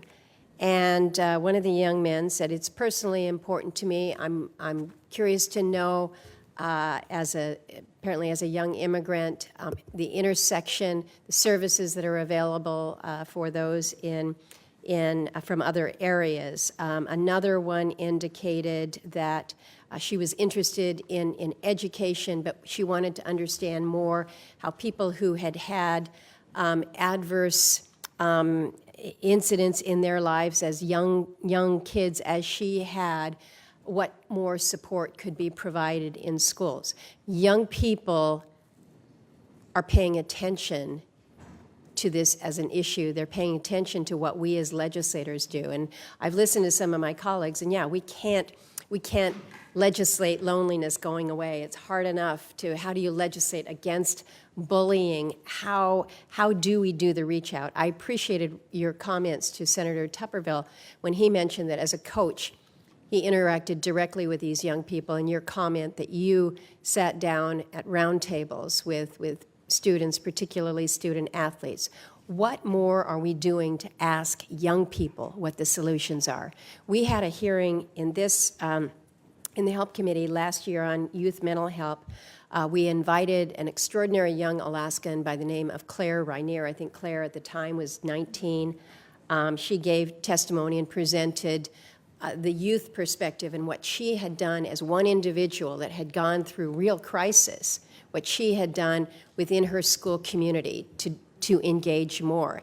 And I remember Claire's story and how strong she was in sharing that with us. But what are we doing to ask the young people what we can do to help? And I'll throw that out to you, Surgeon General. Well, thanks so much, Senator. And I understand Murthy. you're coming to Alaska soon, and I hopefully am. those conversations are going to take place. Thank you. Yes, I'm really looking forward to it. And it's actually relevant. Like when I first came to Alaska, when you and I met there in 2016, that was an opportunity actually where we did a lot of roundtables, including with young people. And the goal there was to really understand how they're being impacted by substance use disorders and more broadly by behavioral health concerns. To involve young people, to answer your question, I think there are a few things we have to do and that we are doing more and more of. Number one is we've got to bring young people to the table to understand and hear their concerns and go to where they are. And so that's part of what my office has been doing is having roundtables with young people in communities across the country. The second thing we have to do... Can I just stop you there? Of course. Because it takes extraordinary strength for a young person to say, no, I want to be part of this public dialogue and engagement. The ones that are really hurting are the ones that are just struggling to get up out of bed that morning, much less go to a round table. How do we get them? That's exactly right. And that's why what we're also doing is recognizing that it's not easy for everyone to come to those tables, to be open. It's easier often when they are doing that with folks they know, with trusted institutions, trusted organizations. So we're also working with faith organizations, with universities and others to help them pull roundtables and other such listening sessions together with young people to create opportunities for them to give input that don't necessarily involve showing up at a roundtable, but may involve more commenting on a survey or sharing their input anonymously. We want to create as many channels as possible for young people to be heard on this. And then using that input, we're encouraging mayors as well as the institutions I mentioned to then formulate their plans. My belief is that if we want to do something that's going to help young people here, we need them at the table throughout the process, before we develop the solution, as we work on execution, and when we do evaluation to understand whether it's working or not. And that is what we are encouraging localities to do, from mayors to non-governmental organizations like YMCAs, educational institutions and others. But Senator, it's not, I'll just say this, it's not easy to do this, right? It takes time, effort, and focus and continued attention. The easiest thing is just to go into a closed room and to come up with your own solutions and try to implement them. But I just don't think that is what's going to get us the best result here. Agreed, recognize that we just need to be doing more to be inclusive of these young people. I'm going to have a question for the record for you, Mrs. Ness, and this is relating to the fact that of the Bipartisan Safer Communities Act funding through the Mental Health Services Grant, Professional Demonstration Grant programs, apparently only 17% of these grants were awarded to rural districts. And so I'm trying to understand what more we can be doing to make sure that these grant resources are going out to all areas of the country, including rural. Thank you, Mr. Chairman. Thank you very much. Senator Baldwin. Thank you, Mr. Chairman. In June, we celebrate Pride. It's a time for folks to gather and lift up and celebrate LGBTQ Americans, the movement for the fight for equality. And we also reflect upon the challenges. And there's an intersection of our conversation here. It's already come up a little bit, that with the mental health crisis that kids are facing, from data last year, 45% of LGBTQ youth reported that they had considered attempting suicide. 45%. Youth who live in communities that are not particularly accepting, or families that aren't particularly accepting, report higher rates of attempting suicide. I'm just going to note, and maybe we can introduce it for the record, there was an article last weekend in the New York Times about death investigations and the fact that we don't have complete, after suicides, we don't have complete information because oftentimes they don't ask the question about sexual orientation or gender identity. But in Utah, they are. And it was a fascinating piece that we should have as a part of the record, because that's data that we're lacking. But at the same time we're celebrating Pride Month, we are witnessing in America a staggering number of pieces of legislation at the state level that are described as anti-LGBTQ bills. 491 reported so far this year. At the state and local level, school board level, we see a lot of additional activity. I don't have any numbers on that. I don't know who's aggregating those, but it's rampant. And I wonder, again, what the impact of that is on mental health of members of the LGBTQ community. Now, I want to get to a question. We're talking about offering support in schools, but I want to also think of other gateways where people come in and get help. I was proud to co-sponsor the bill that brought us the 988 suicide prevention hotline, and it was made, became operational last summer. And there's the ability with that technology to provide more customized service. I know the first thing people are asked, are you a veteran? And if so, you'll get your mental health services, if you choose, from the VA. But we, along with Susan Collins, we have provided funding for a pilot program in 988 for offering specialized support for people who call, text, or chat on 988 who are identifying as LGBTQ. So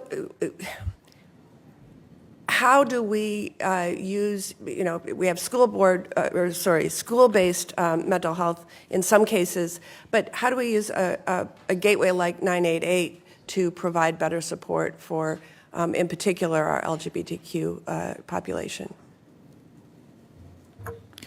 Well, Senator, first, thank you for your leadership on 988. As it's a topic that I talk about often when I travel around the country, and I can't tell you how many faces I've seen turn from worry to a look of relief when they know that there's some help actually available immediately when they or their child have a crisis. So thank you for that. It's already making a difference.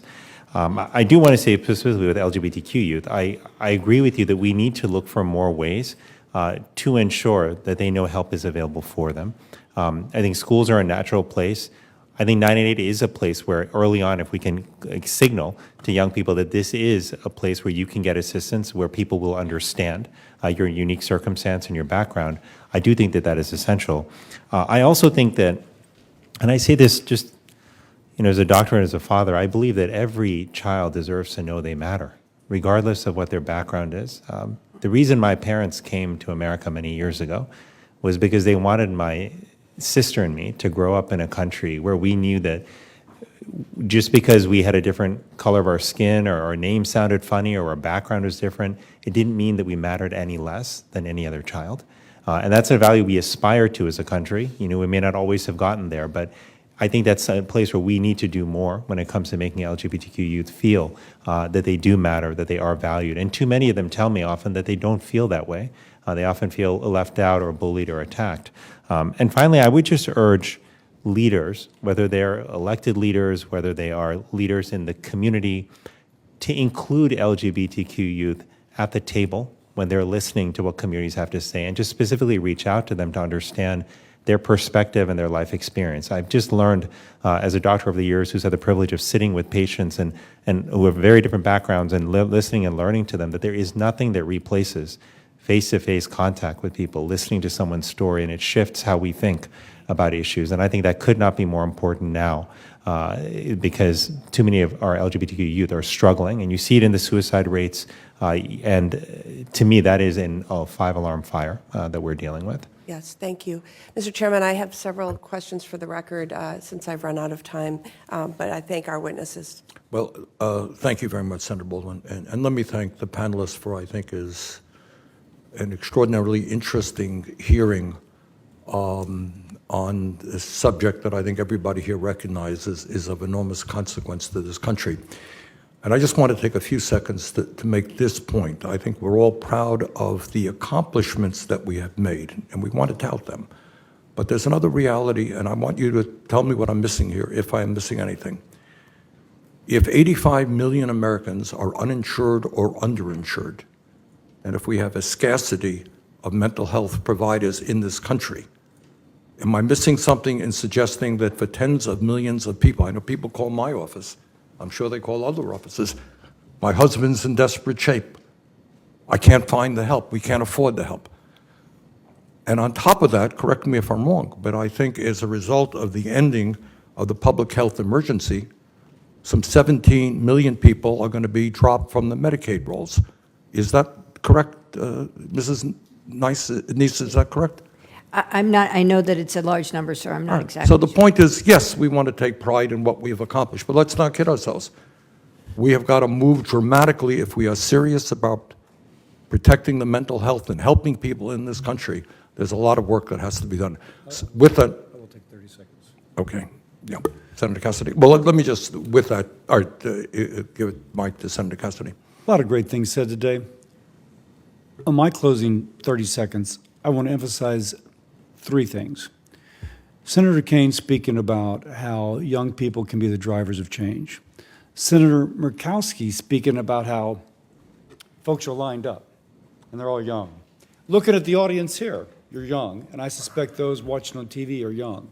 And Dr. Murthy saying that we can't leave it up to government, but we also have to have individual action. So I guess my appeal is all the young people who rightly have a concern about this.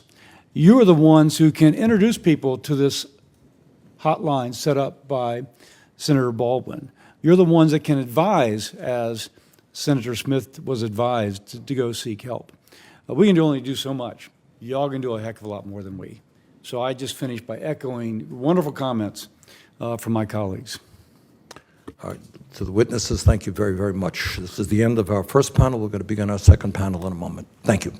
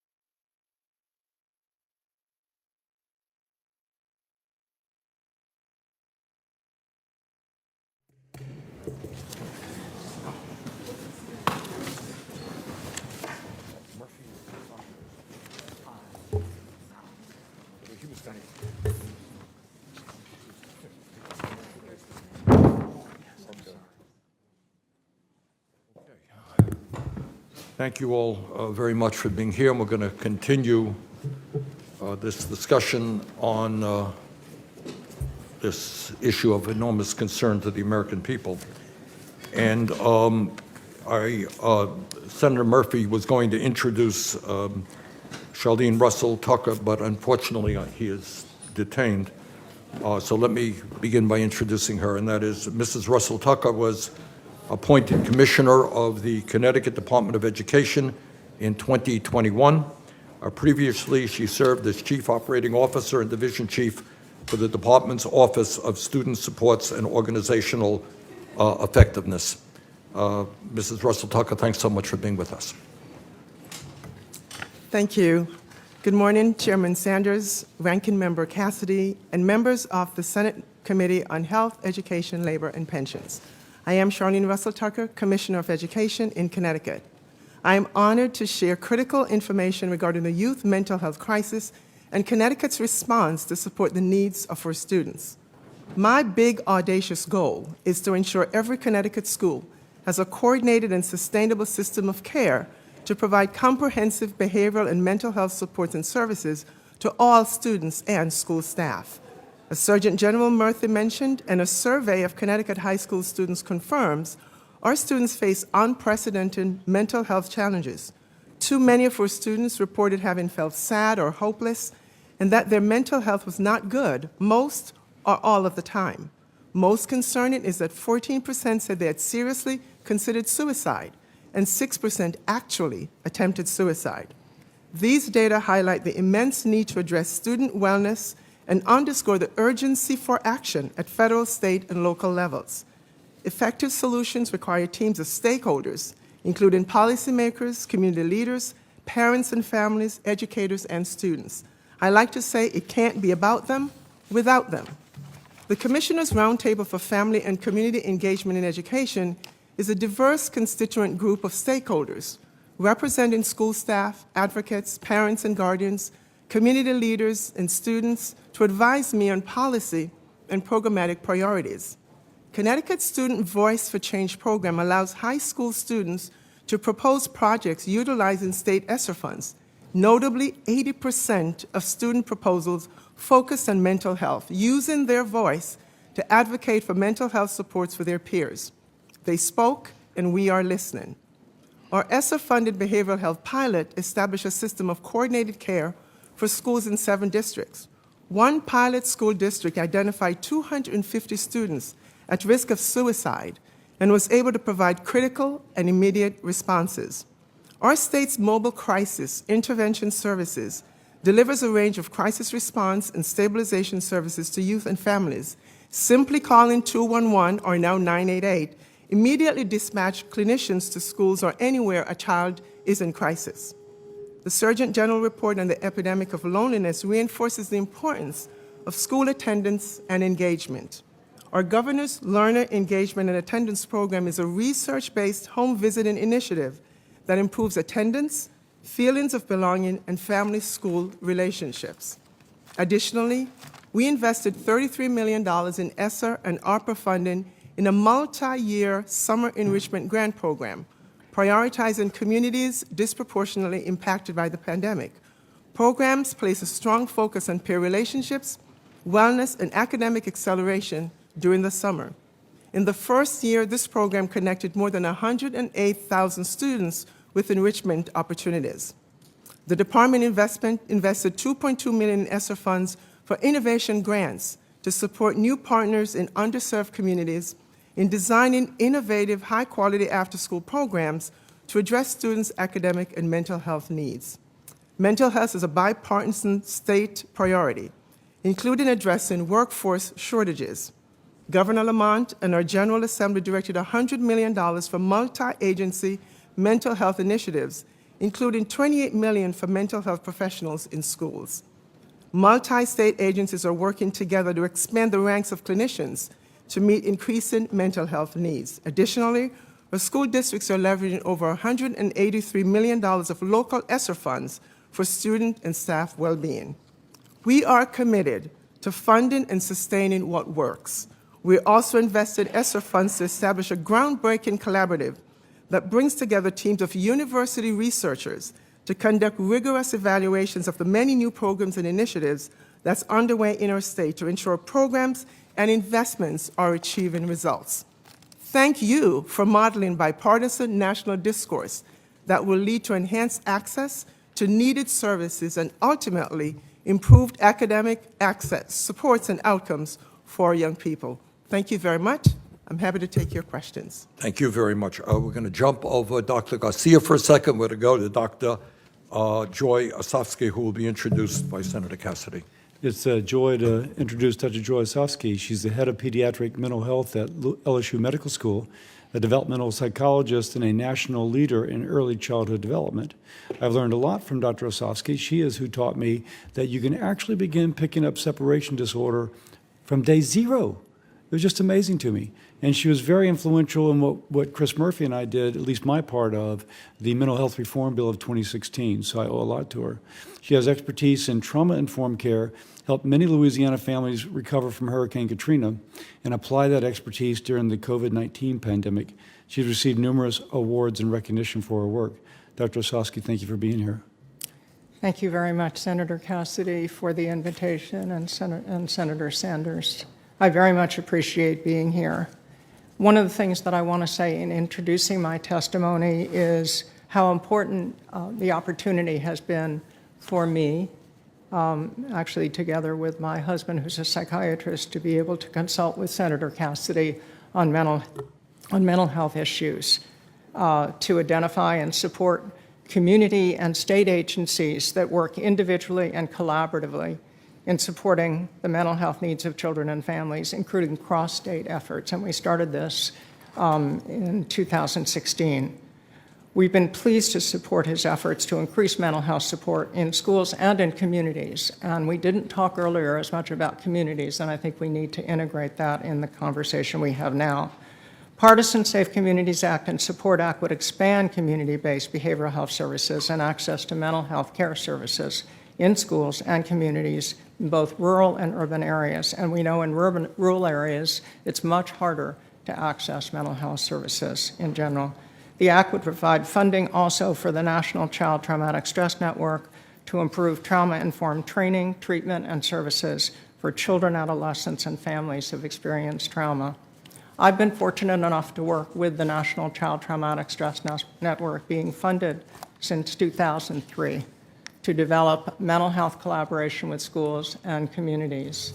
And our latest effort, and I think one that is really very much reflective of the direction that the National Child Traumatic Stress Network is going, has been to not just work in one community, but develop regional coalitions so that we spread the work that we do and the efforts that each of us make in working with children who've been traumatized in different ways and experienced trauma, to be able to share that knowledge with other communities. For example, and it actually happened to be quite fortunate during the COVID pandemic, we had a center within the National Child Traumatic Stress Network that just ended, the Terrorism and Disaster Coalition for Child and Family Resilience.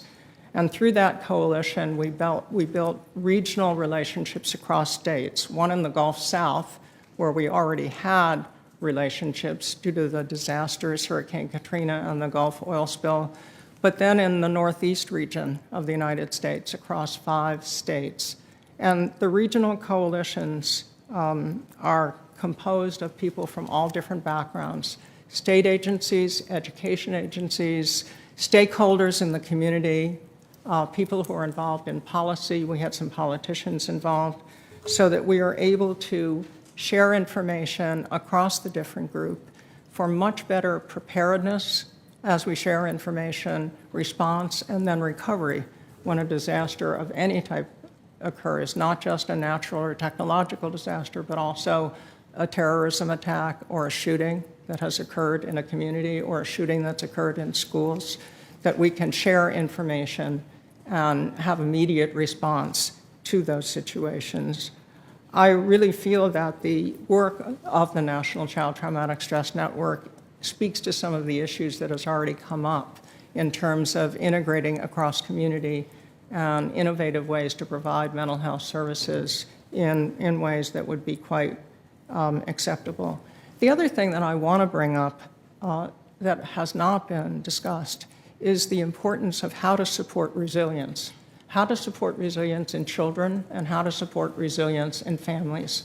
Certainly we've seen families being pressed immeasurably during the COVID pandemic. What I call it is indefinite information. Everything changed all the time. Indefinite uncertainty. We didn't know what was going to happen from one day to the next. How can a family come together and how can a school system or a community come together when you don't know how things are going to change from day to day? And the issue came up of how to communicate, and I think that's why there's been so much excess use of social media as a way to connect. We were told we couldn't be around people, so how can children relate to their friends? And how can one have a sense of family if you can't see people and relate to them? So I think that it's really very important for us to think about how to establish connections across families and connections across communities. One of them, see I'm just about out of time, I was going to give you a brief example how we brought together families and children after Hurricane Katrina on some of the cruise ships that housed people who did not have housing, and how we worked together, including mental health as a way of just being there. That's something that we have to think about also as supporting parents to be able to just be there and listen to their children and give support to parents to be able to do that. Thank you very much. Thank you. Our next witness is Dr. Joshua Garcia. Dr. Garcia is the superintendent of the Tacoma, Washington School District. He previously served as deputy superintendent, assistant superintendent, high school principal, assistant principal, athletic director, and teacher. Other than that, not much, huh? All right. Thanks very much for being with us, Dr. Garcia. Chairman Sanders, Ranking Member Cassidy, and members of the committee, I am the proud superintendent of Tacoma School District and honored to share the viewpoint of superintendents for this important hearing focused on mental health of our nation's youth, and to speak with you about what we've observed, what we've been doing, and what we might do together to curb the youth mental health crisis in America. Tacoma is fully committed to each of our students being safe, engaged, supported, healthy, and challenged. We recognize mental health impacts us all. Mental health includes our emotional, psychological, and social well-being. It affects how we think and act. It helps us determine how we handle stress, relate to others, and make healthy choices. During a highly critical phase of development, the lack of support and comprehensive approaches are significantly impacting our students' ability to grow socially, emotionally, and their academic development. Tacoma Public Schools, more than 28,000 students represent 170 tribes and ethnicities. Over 2,000 of our students qualify as homeless, over 55% of our students qualify as low income, and over 15% qualify for special education students. In the 2011-12 school year, each of our high schools was labeled as a dropout factory. We were in a dire state, and we needed a new approach. We started the Tacoma Whole Child Initiative, an intentional action plan that recognizes students are learning 24 hours a day, 7 days a week. Fast forward to 2022, 90.2% of our students graduate in 4 years, 86.7% of our high schools take college-level classes. This year alone, over 12,000 participants in kindergarten through 8th grade have engaged in after-school activity, and a record number of high school students are participating in paid job experience. Tacoma has been able to make big strides to prove outcomes, but we know the challenges our students are facing are only growing. In the last year, our students, Tony, Angel, Brielle, Isaiah, Marco, DJ, Wyatt, Xavier, Larry, and Ayana have been shot in our community. Our students have to survive human trafficking, battle homelessness, drug abuse, physical and mental abuse, and social media harassment and bullying. Although these may not be new challenges to us as a nation, the speed of the incidences and the traumatic stress are only increasing. Like you and I, our students are being bombarded with images, news events, daily experiences of trauma and hate and stress. Unlike us, they are doing this without fully developed brains, coping skills, or access to preventive and therapeutic services. In 2021, 13,239 of our 10th graders in our states made a plan for suicide. As you heard, Washington State is not unique. Our students are facing tremendous challenges, and schools can't do this work alone. Through the Tacoma Whole Child Initiative, we've moved away from episodic events to sustainable practices across our buildings and our community. They are focused on 3 elements: prevention strategies, response strategies, and therapeutic services. Our prevention strategies. Each of our schools develop an intentional plan to support social emotional learning. They contextualize each plan at each school site. Our students are engaged in physical and mental wellness supports during the day and in the after-school ecosystem. We do this with the Beyond the Bell and Club B, which uses a shared business model, common mental health supports, community assets, and aligned funding with over 70 partners. Our system of positive behavioral supports ensures students understand school-wide expectation, fostering stability, and reinforcing healthy mental health habits. We also provide a safe space for our students to build belonging during evening and non-school hours. Our responsive strategies. We've invested in professional development focused on trauma-sensitive practice. We support and train, facilitate restorative practice that bring voice with intentional healing and understanding. And we also provide tiered supports focusing on target and intensive supports for students at risk. Using ESSER and U.S. Department of Education grants, we were able to invest in therapeutic supports. During a robust prevention and strategy, TPS is not able to alone meet the needs. To meet this challenge, we are implementing an ambitious plan to increase the ratio of students to mental health providers. Here's a few things I encourage us to think about doing together. Expand on the bipartisan Safer Communities Ask. I know budget decisions are tough, but what the message students are telling us we have to listen to. Pay for healthcare services with healthcare dollars to ensure Medicaid access. Incentivize the healthcare industry to have formalized partners with schools, prioritizing youth first. Build on categorical funding opportunities. Increase flexibility with the support for the Carl Perkins and Department of Labor grants to build hope.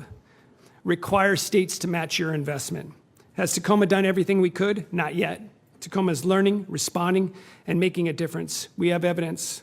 We know that through engagement, tiered supports, and shared strategies, our students are being more successful dealing with their individual emotions and stresses, developing their social awareness, and working academically at all times. And finally, America's schools and individual communities can't do this alone. We must work in partnership, and we know that it's not easy. There are egos, turf battles, and frustrations. However, we are truly better together. We may not be united on everything, but our future is with us now, and we must be united in our commitment to serving youth first. Thank you. Thank you very much. Let me begin the questioning.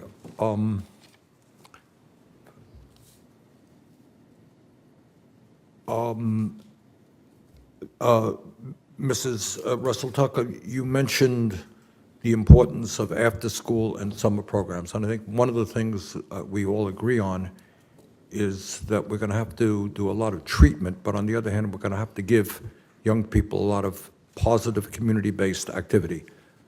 Can you talk a little bit about the impact that increased funding for summer and after-school programs has had in Connecticut? Thank you, Senator. Really important and I appreciate that question because it's such an important piece of the work that we've been doing. Under our ARP ESSER funding, that we received $11 million for summer enrichment, and we immediately put that to work. And our state stepped up and added more funding for the subsequent summers, and so we're now up to $33 million of state investment around summer enrichment. We're able in that space. The first summer was to really try to get students back together, back with their peers, back in that environment, allowing them to work with sometimes behavior therapists in that space while they're having really good time with each other, right? So it is an enrichment which was so important. And so we've been able now, we've also evaluated the impact of that reimbursement. As I mentioned in my testimony, over 108,000 students were served that first summer. We're now into summer number 3. And we're evaluating it rigorously to make sure we know what's happening and so that we can make it. And let me guess that you would like Congress to continue that kind of funding. Continue, Is that a good guess? Exactly. Fund what works. Right, that's when we're thinking about sustainability. Same is true for our after-school program that we also receive funding to support. We significantly expanded those programs in the American Rescue Plan. Yes, absolutely. And so it's important that we are funding what works, and that's why I'm so proud that we're evaluating the impact of those investments. Okay, Dr. Garcia, I want you to pick up on that.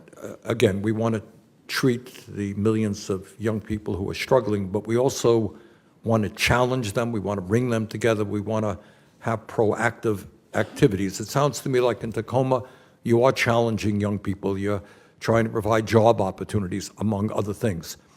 Talk about the importance of treating young people with respect and allowing them to use their energies in productive ways.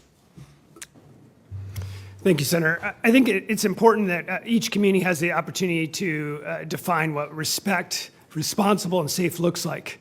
And that's what our social emotional learning plans do. They bring voice, student voice to that conversation, they bring staff voice to that conversation, and they bring family voice. Each of our plans is published, so Stanley... And young people are involved in the development of those plans. Absolutely, absolutely. And they define what it looks like in each location, right? Respect looks a little differently in a classroom than it does in a lunchroom, right? There's different settings. It looks different than in your neighborhood. And so we have to build community through a common language, and that's important. We bring respect, and what does that look in the after-school world? How do we hear their voice, and what are the activities that they want to participate in? So it's very much an intentional effort to bring community together to define that, but those common words are across all town. And I'm gathering that the empowerment of young people, giving them a voice in the community, has a positive impact on mental health, among other things. We bring voice in several ways, and we also hear from students. Students have asked me, they've said, Josh, stop asking us our opinions and bringing others to ask our opinions if the adults aren't going to do anything. And that's a really important message. So we bring voice through empathy interviews. We bring data around positive interactions. We have student voice at our board meetings. Students will vote with their feet, if you will.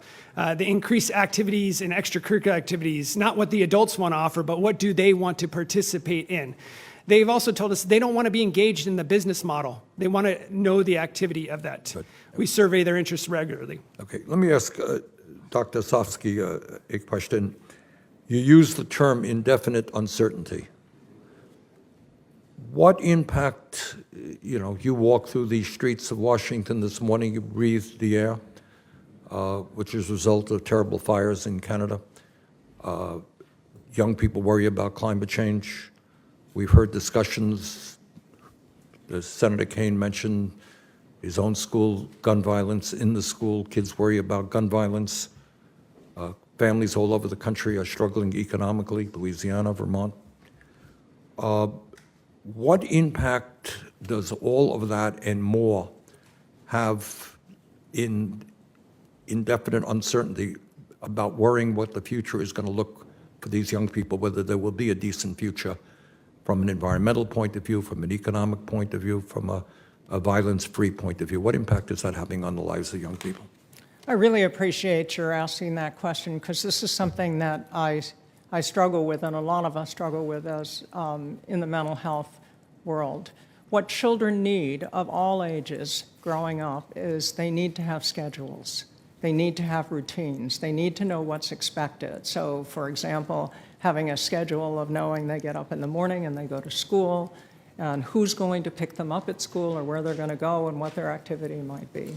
And what happened, unfortunately, with the COVID pandemic is that changed continually. So one of the things that we recommended is, set a new schedule. Have the children involved with setting the schedule so there's something predictable for them.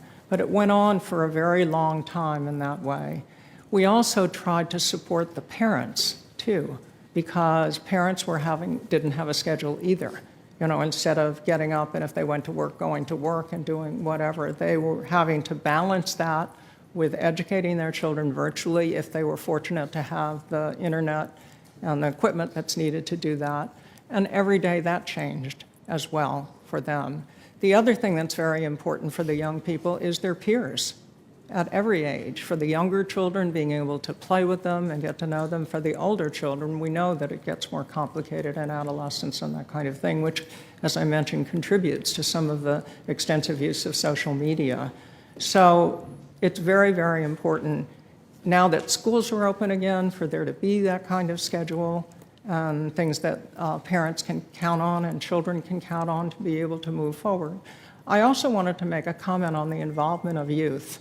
We found that to be extremely helpful after there was so much destruction with Hurricane Katrina, that there were a lot of teenagers who were on the streets because there was nothing there for them to do with themselves. There were no activities. So we involved them with recovery. And the teachers who also didn't have classrooms in schools, they involved with recovery so that the teenagers, instead of being in trouble, were able to contribute in positive ways. Okay, thank you very much. My time has long expired. Who's it, Senator Brun or Senator Cassidy? Senator Cassidy. Dr. Susky, in some schools, they're limiting information sharing between parents and teachers, effectively cutting parents out of their child's life. What does your research say about the role of parents when students are going through traumatic experiences? That's such an important issue that you bring up, Senator Cassidy, because we know the important role that parents play for children, to be there for them, to listen, to advise them, and to be very much a part of their life. One of the studies that was done during COVID by Sesame Workshop sent out information to families, different backgrounds, racial groups, and asked them to have their children talk about what's important to them during COVID and what's going to help them. And the number one issue was their parents. Their parents were the hero. The parent was going to keep them safe, and that was so important to them. And also, from a mental health point of view, if parents are available, can be emotionally available, I like to say, not just be there and listen to the children and be involved with their activities, that's going to be very important. And they will know when things are happening, sometimes before the school will know. But obviously that collaboration is very important. But parents play a key role in mental health and supporting mental health of their children. In the Bipartisan Safer Communities Act, there are significant dollars put forward for telemental health. Does that work equally well for adolescents? Is there a role for that to be used in school health settings? We found telemental health to be very helpful, and it does work well generally for adolescents. They kind of like that. You know, they're more used to being on the screen than others, and it is a way to stay in contact. We're very pleased that they allowed a lot of mental health work to be done using telehealth during the pandemic because it was a way that we were able to stay in touch and help people. For younger children, it can be a little bit challenging. They may want to go press a button or something like that. But we found it to be very successful in working with teenagers related to telehealth, and I hope that opportunity will continue as a way to reach them. I keep asking questions I don't know the answer to.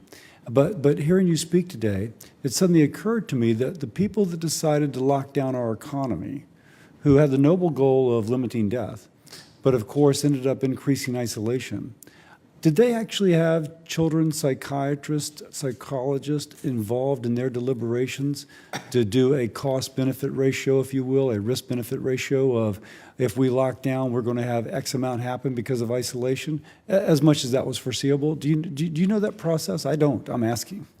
Yeah, I don't know for sure about that process either. Certainly, we were communicating, a number of us, and talking about it. And I recall almost every time I did an interview, I specifically recall an interview with an NPR reporter who had 2 children at home. And he took 15 minutes before he did the interview to talk to me about how can I support my children under this circumstance. They can't see their grandparents. The holiday was coming. It was a very important part of their lives. So the telecommunication was really helpful. But I'm not sure, Senator Cassidy, whether they did consult about this. But what I'm hearing from you is actually, it wasn't an imponderable. It was actually predictable that when the children were isolated, that they would have some of the problems that we now see. Is that a fair statement? I think it is. I think in families, it's very clear in families where they had more resources, for example, where they could work remotely, where they could get help, where they could set up separate little learning areas for a few kids where consistent kids, they wouldn't have to be afraid of COVID. I know many families with resources who were able to do that. But for families with fewer resources, it was going to set up an ongoing problem, including learning over time and catching up, where many of these children had problems to begin with. Lastly, when I FaceTime with my 8-year-old grandson, almost 9, he's got like 3 minutes for me, then he's gone. I say that because you're mentioning that telemental health actually works, but at the younger child, they want to hit a button. At what point does it begin to work? Because we'll be asked to support these programs in schools of various ages. At what point does it begin to work, and at what point, or is it just the little boy who's got ADD, like squirrel, squirrel, squirrel? Yeah, I think certainly with what we call latency at children about 8 years old and older, because we found with our earlier work also that they were able to pay attention better when we did Boys, screening. girls difference, or the same? Sorry? Boy and girl gender difference? We didn't see differences between boys and girls. Okay. But we found with our earlier work that age and older seemed to be going pretty well. But on the other hand, we provided mental health services to the younger children, but again, that was in person. I think it's the really little ones, because as you know, we work with very young children, like under the age of 5, that may have more difficulty with that. But again, if the parent's with them and working with them, and it's really a combination, it's not just a mental health person dealing with a 3 or 4-year-old, it's working with the parent together, dyadic work, and then the parent learns how to support the child. We're finding now in mental health in general, even in person, but certainly virtual, that involving parents, even with teenagers, with older children, is very important as a way to support them. Thank you. Thank you. Senator Markey. Thank you, Mr. Chairman. Before I begin my questions, I want to address, make a comment about the health of trans youth, reiterating some of what Senator Baldwin mentioned earlier. In the past 6 months, state legislators have passed 75 bills discriminating against LGBTQ Americans and blocking access to gender-affirming care. Drag shows have been attacked, hospitals providing gender-affirming care are receiving bomb threats, and local clinics are installing security systems. Human Rights Campaign declared a national state of emergency for LGBTQ Americans. And the discriminatory actions and statements by elected officials at every level of government are fueling the fire and making the youth mental health crisis worse. Passing bills into law is a tough process. What is easy is giving people the freedom to be themselves. What is easy is not using hate-fueled rhetoric on trans kids to score cheap political points. And we need to do this, especially during Pride Week, to identify this as a huge problem in our country. So I want to turn, to issues that obviously the Surgeon General was addressing, but you are on the front lines. 1 in 3 teenage girls contemplated suicide last year. 1 in 10 teenage girls attempted suicide last year. 1 in 5 LGBTQ youth attempted suicide last year. 1 in 5 LGBTQ youth attempted suicide last year. So this is a real crisis, and we know that it is totally exacerbated by big tech and the role that they're playing in the lives of these children in our country, because it's just unregulated in terms of what it can do to teenagers in our society. No protections, no safeguards. They collect an avalanche of personal information, and they use it up to send back an endless stream of toxic content into the minds of young people in our society. And the results are clear. More money for big tech, more pain for kids and teenagers in our country. And we know that it's Instagram. We know that it's Facebook. We know that it's TikTok. So we have to take action to pass a comprehensive law. We know that it's Disney. We know that it's Paramount. They're collecting information and sending it right back in a form that advances the financial interests of these companies. So my question to you is that Ranking Member Cassidy and I have introduced a piece of legislation that would create an online privacy bill of rights for teenagers in America. There is a law on the books right now for 12 and under, but there's no law for a 13-year-old girl with bulimia or anorexia from being targeted by these companies with information that actually worsen the situation. So here's what the legislation would do. Just love to get your comments on it. 1, the bill would ban targeted ads to children and teens. 2, it would establish a youth marketing and privacy division at the Federal Trade Commission. And 3, it would limit the collection of children and teens' personal information, and it would actually say to parents, you have a right to say to the companies, erase this stuff that you've gathered about my child. Do you think that's necessary? Would you support legislation to accomplish that goal so that the parents and the kids have protections against big tech? Well, thank you, Senator, for the background and information that you've just shared. And it is so important, I think critically, recognizing the impacts of all of this on our youth, that we're really paying close attention. I really believe hearing the voices, so having youth voices as a part of what is proposed, which is what we try to do in Connecticut, hear from all the voices, including our families, inform ultimately the impact, right, of the proposal being made. And so would really be looking at that very closely to get a sense of all that is being proposed, but anything that we can do. But in general, do you believe that teens and children need an online privacy bill of rights in our country? Yeah, I know, I believe that. Thank you. Yes, sir. Thank you, Senator. Yes, I do. I also was struck by the comments earlier this morning, and I don't know if we're using the tools to our advantage. The data would tell us that when kids are talking about suicide, that we could inform them right there online and require companies to give them suicide information. If they're struggling with food, we could require those companies to push that information to them as well, to curb that support as well. What about up front, just putting the preventative action in place? Yes, so that the kids and the parents have a bill of rights, so that the kid isn't targeted, that exacerbates the situation, so that they do become excessively depressed and contemplate suicide. Do we need those protections put in place? I have 3 teenagers, and I would say yes, please. Okay, yes. And Doctor? Yes, I would agree with my 2 other panelists here. One of the things I was thinking about, but it doesn't in any way negate what I just said, that I agree with it. We also know that for many of these youth, that's how they make relationships too. And so if there was a way that we would be able to help support them in some way at the same time that we're protecting them, I think it would be very important. Yeah, I would say that we're in a crisis. We hear it today. We know that big tech plays a big role in creating this amongst kids. So we are urgently in need of passing comprehensive legislation. In my opinion, AI that we're discussing right now is just algorithms on steroids. But we already have algorithms on steroids by big companies who target children in our country. We have to put the protections in place. If we can't do that, we're never going to be able to deal with the consequences for AI on steroids. If we can't protect children, we're not going to be able to protect our society. Thank you, Mr. Chairman. Thank you. Senator Brunn. Thank you, Mr. Chairman. Senator Kennedy asked Dr.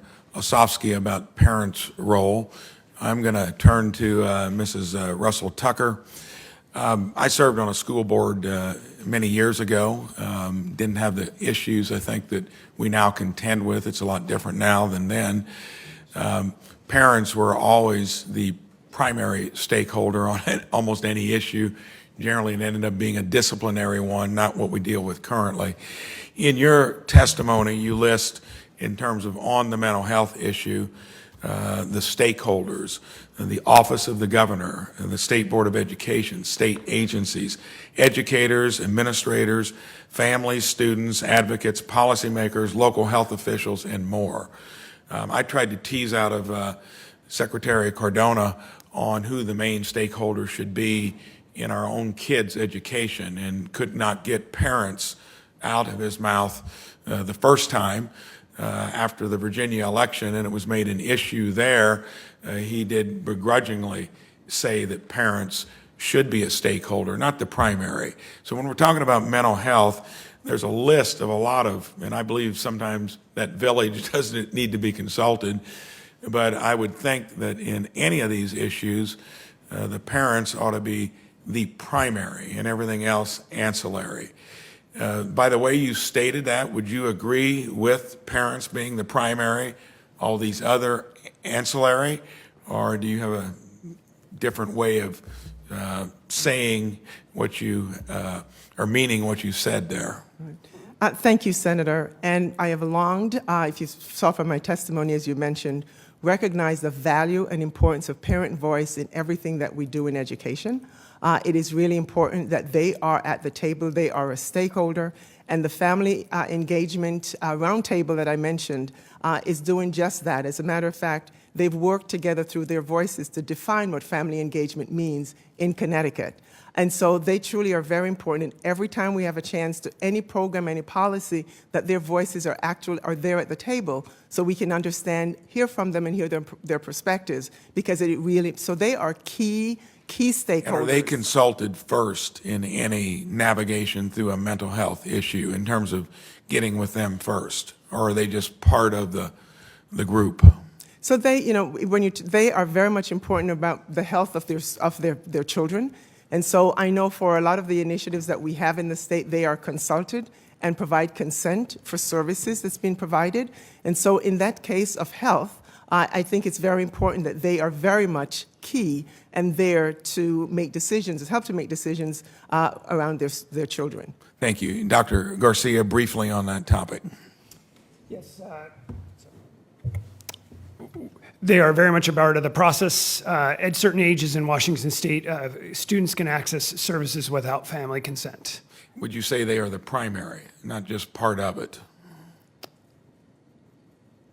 I don't think it's a simple answer because what I have experienced is families are in different spots.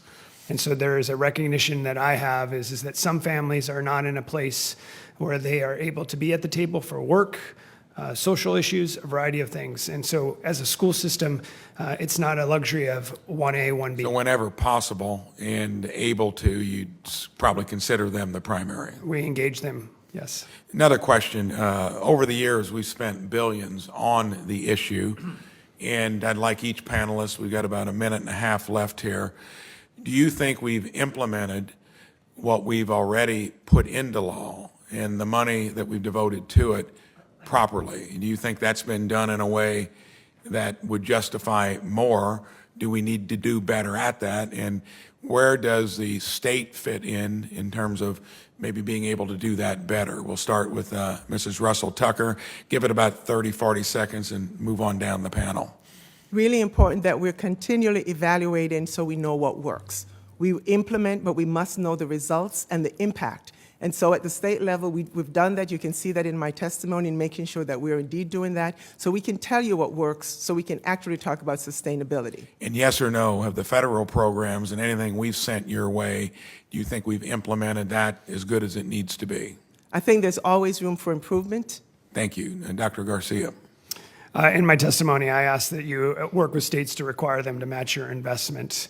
My rural colleagues would let me know that categorical funding direct streams are important, and competing for grants are oftentimes problematic alone. And so I would encourage us to think about how we can do direct spends through categorical investments to build on sustainability. Yes, I believe very strongly that the investment, at least one program that I'm involved with, and that's the National Child Traumatic Stress Network, has been extremely helpful because we focus on trauma. We've been talking about trauma, how to help children, and there's also been creative ways to spread what we learn and also address the issues that we're concerned about with children. So that money's been very well spent. Thank you. Thank you, Senator Runn. That concludes our hearing today, and I want to thank all three of our witnesses for their excellent presentations. For any senators who wish to ask additional questions, questions for the record will be due in 10 business days, June 23rd at 5 p.m. Finally, I ask unanimous consent to enter into the record 5 statements from stakeholders outlining their youth mental health priorities, and that will take place. The committee stands adjourned.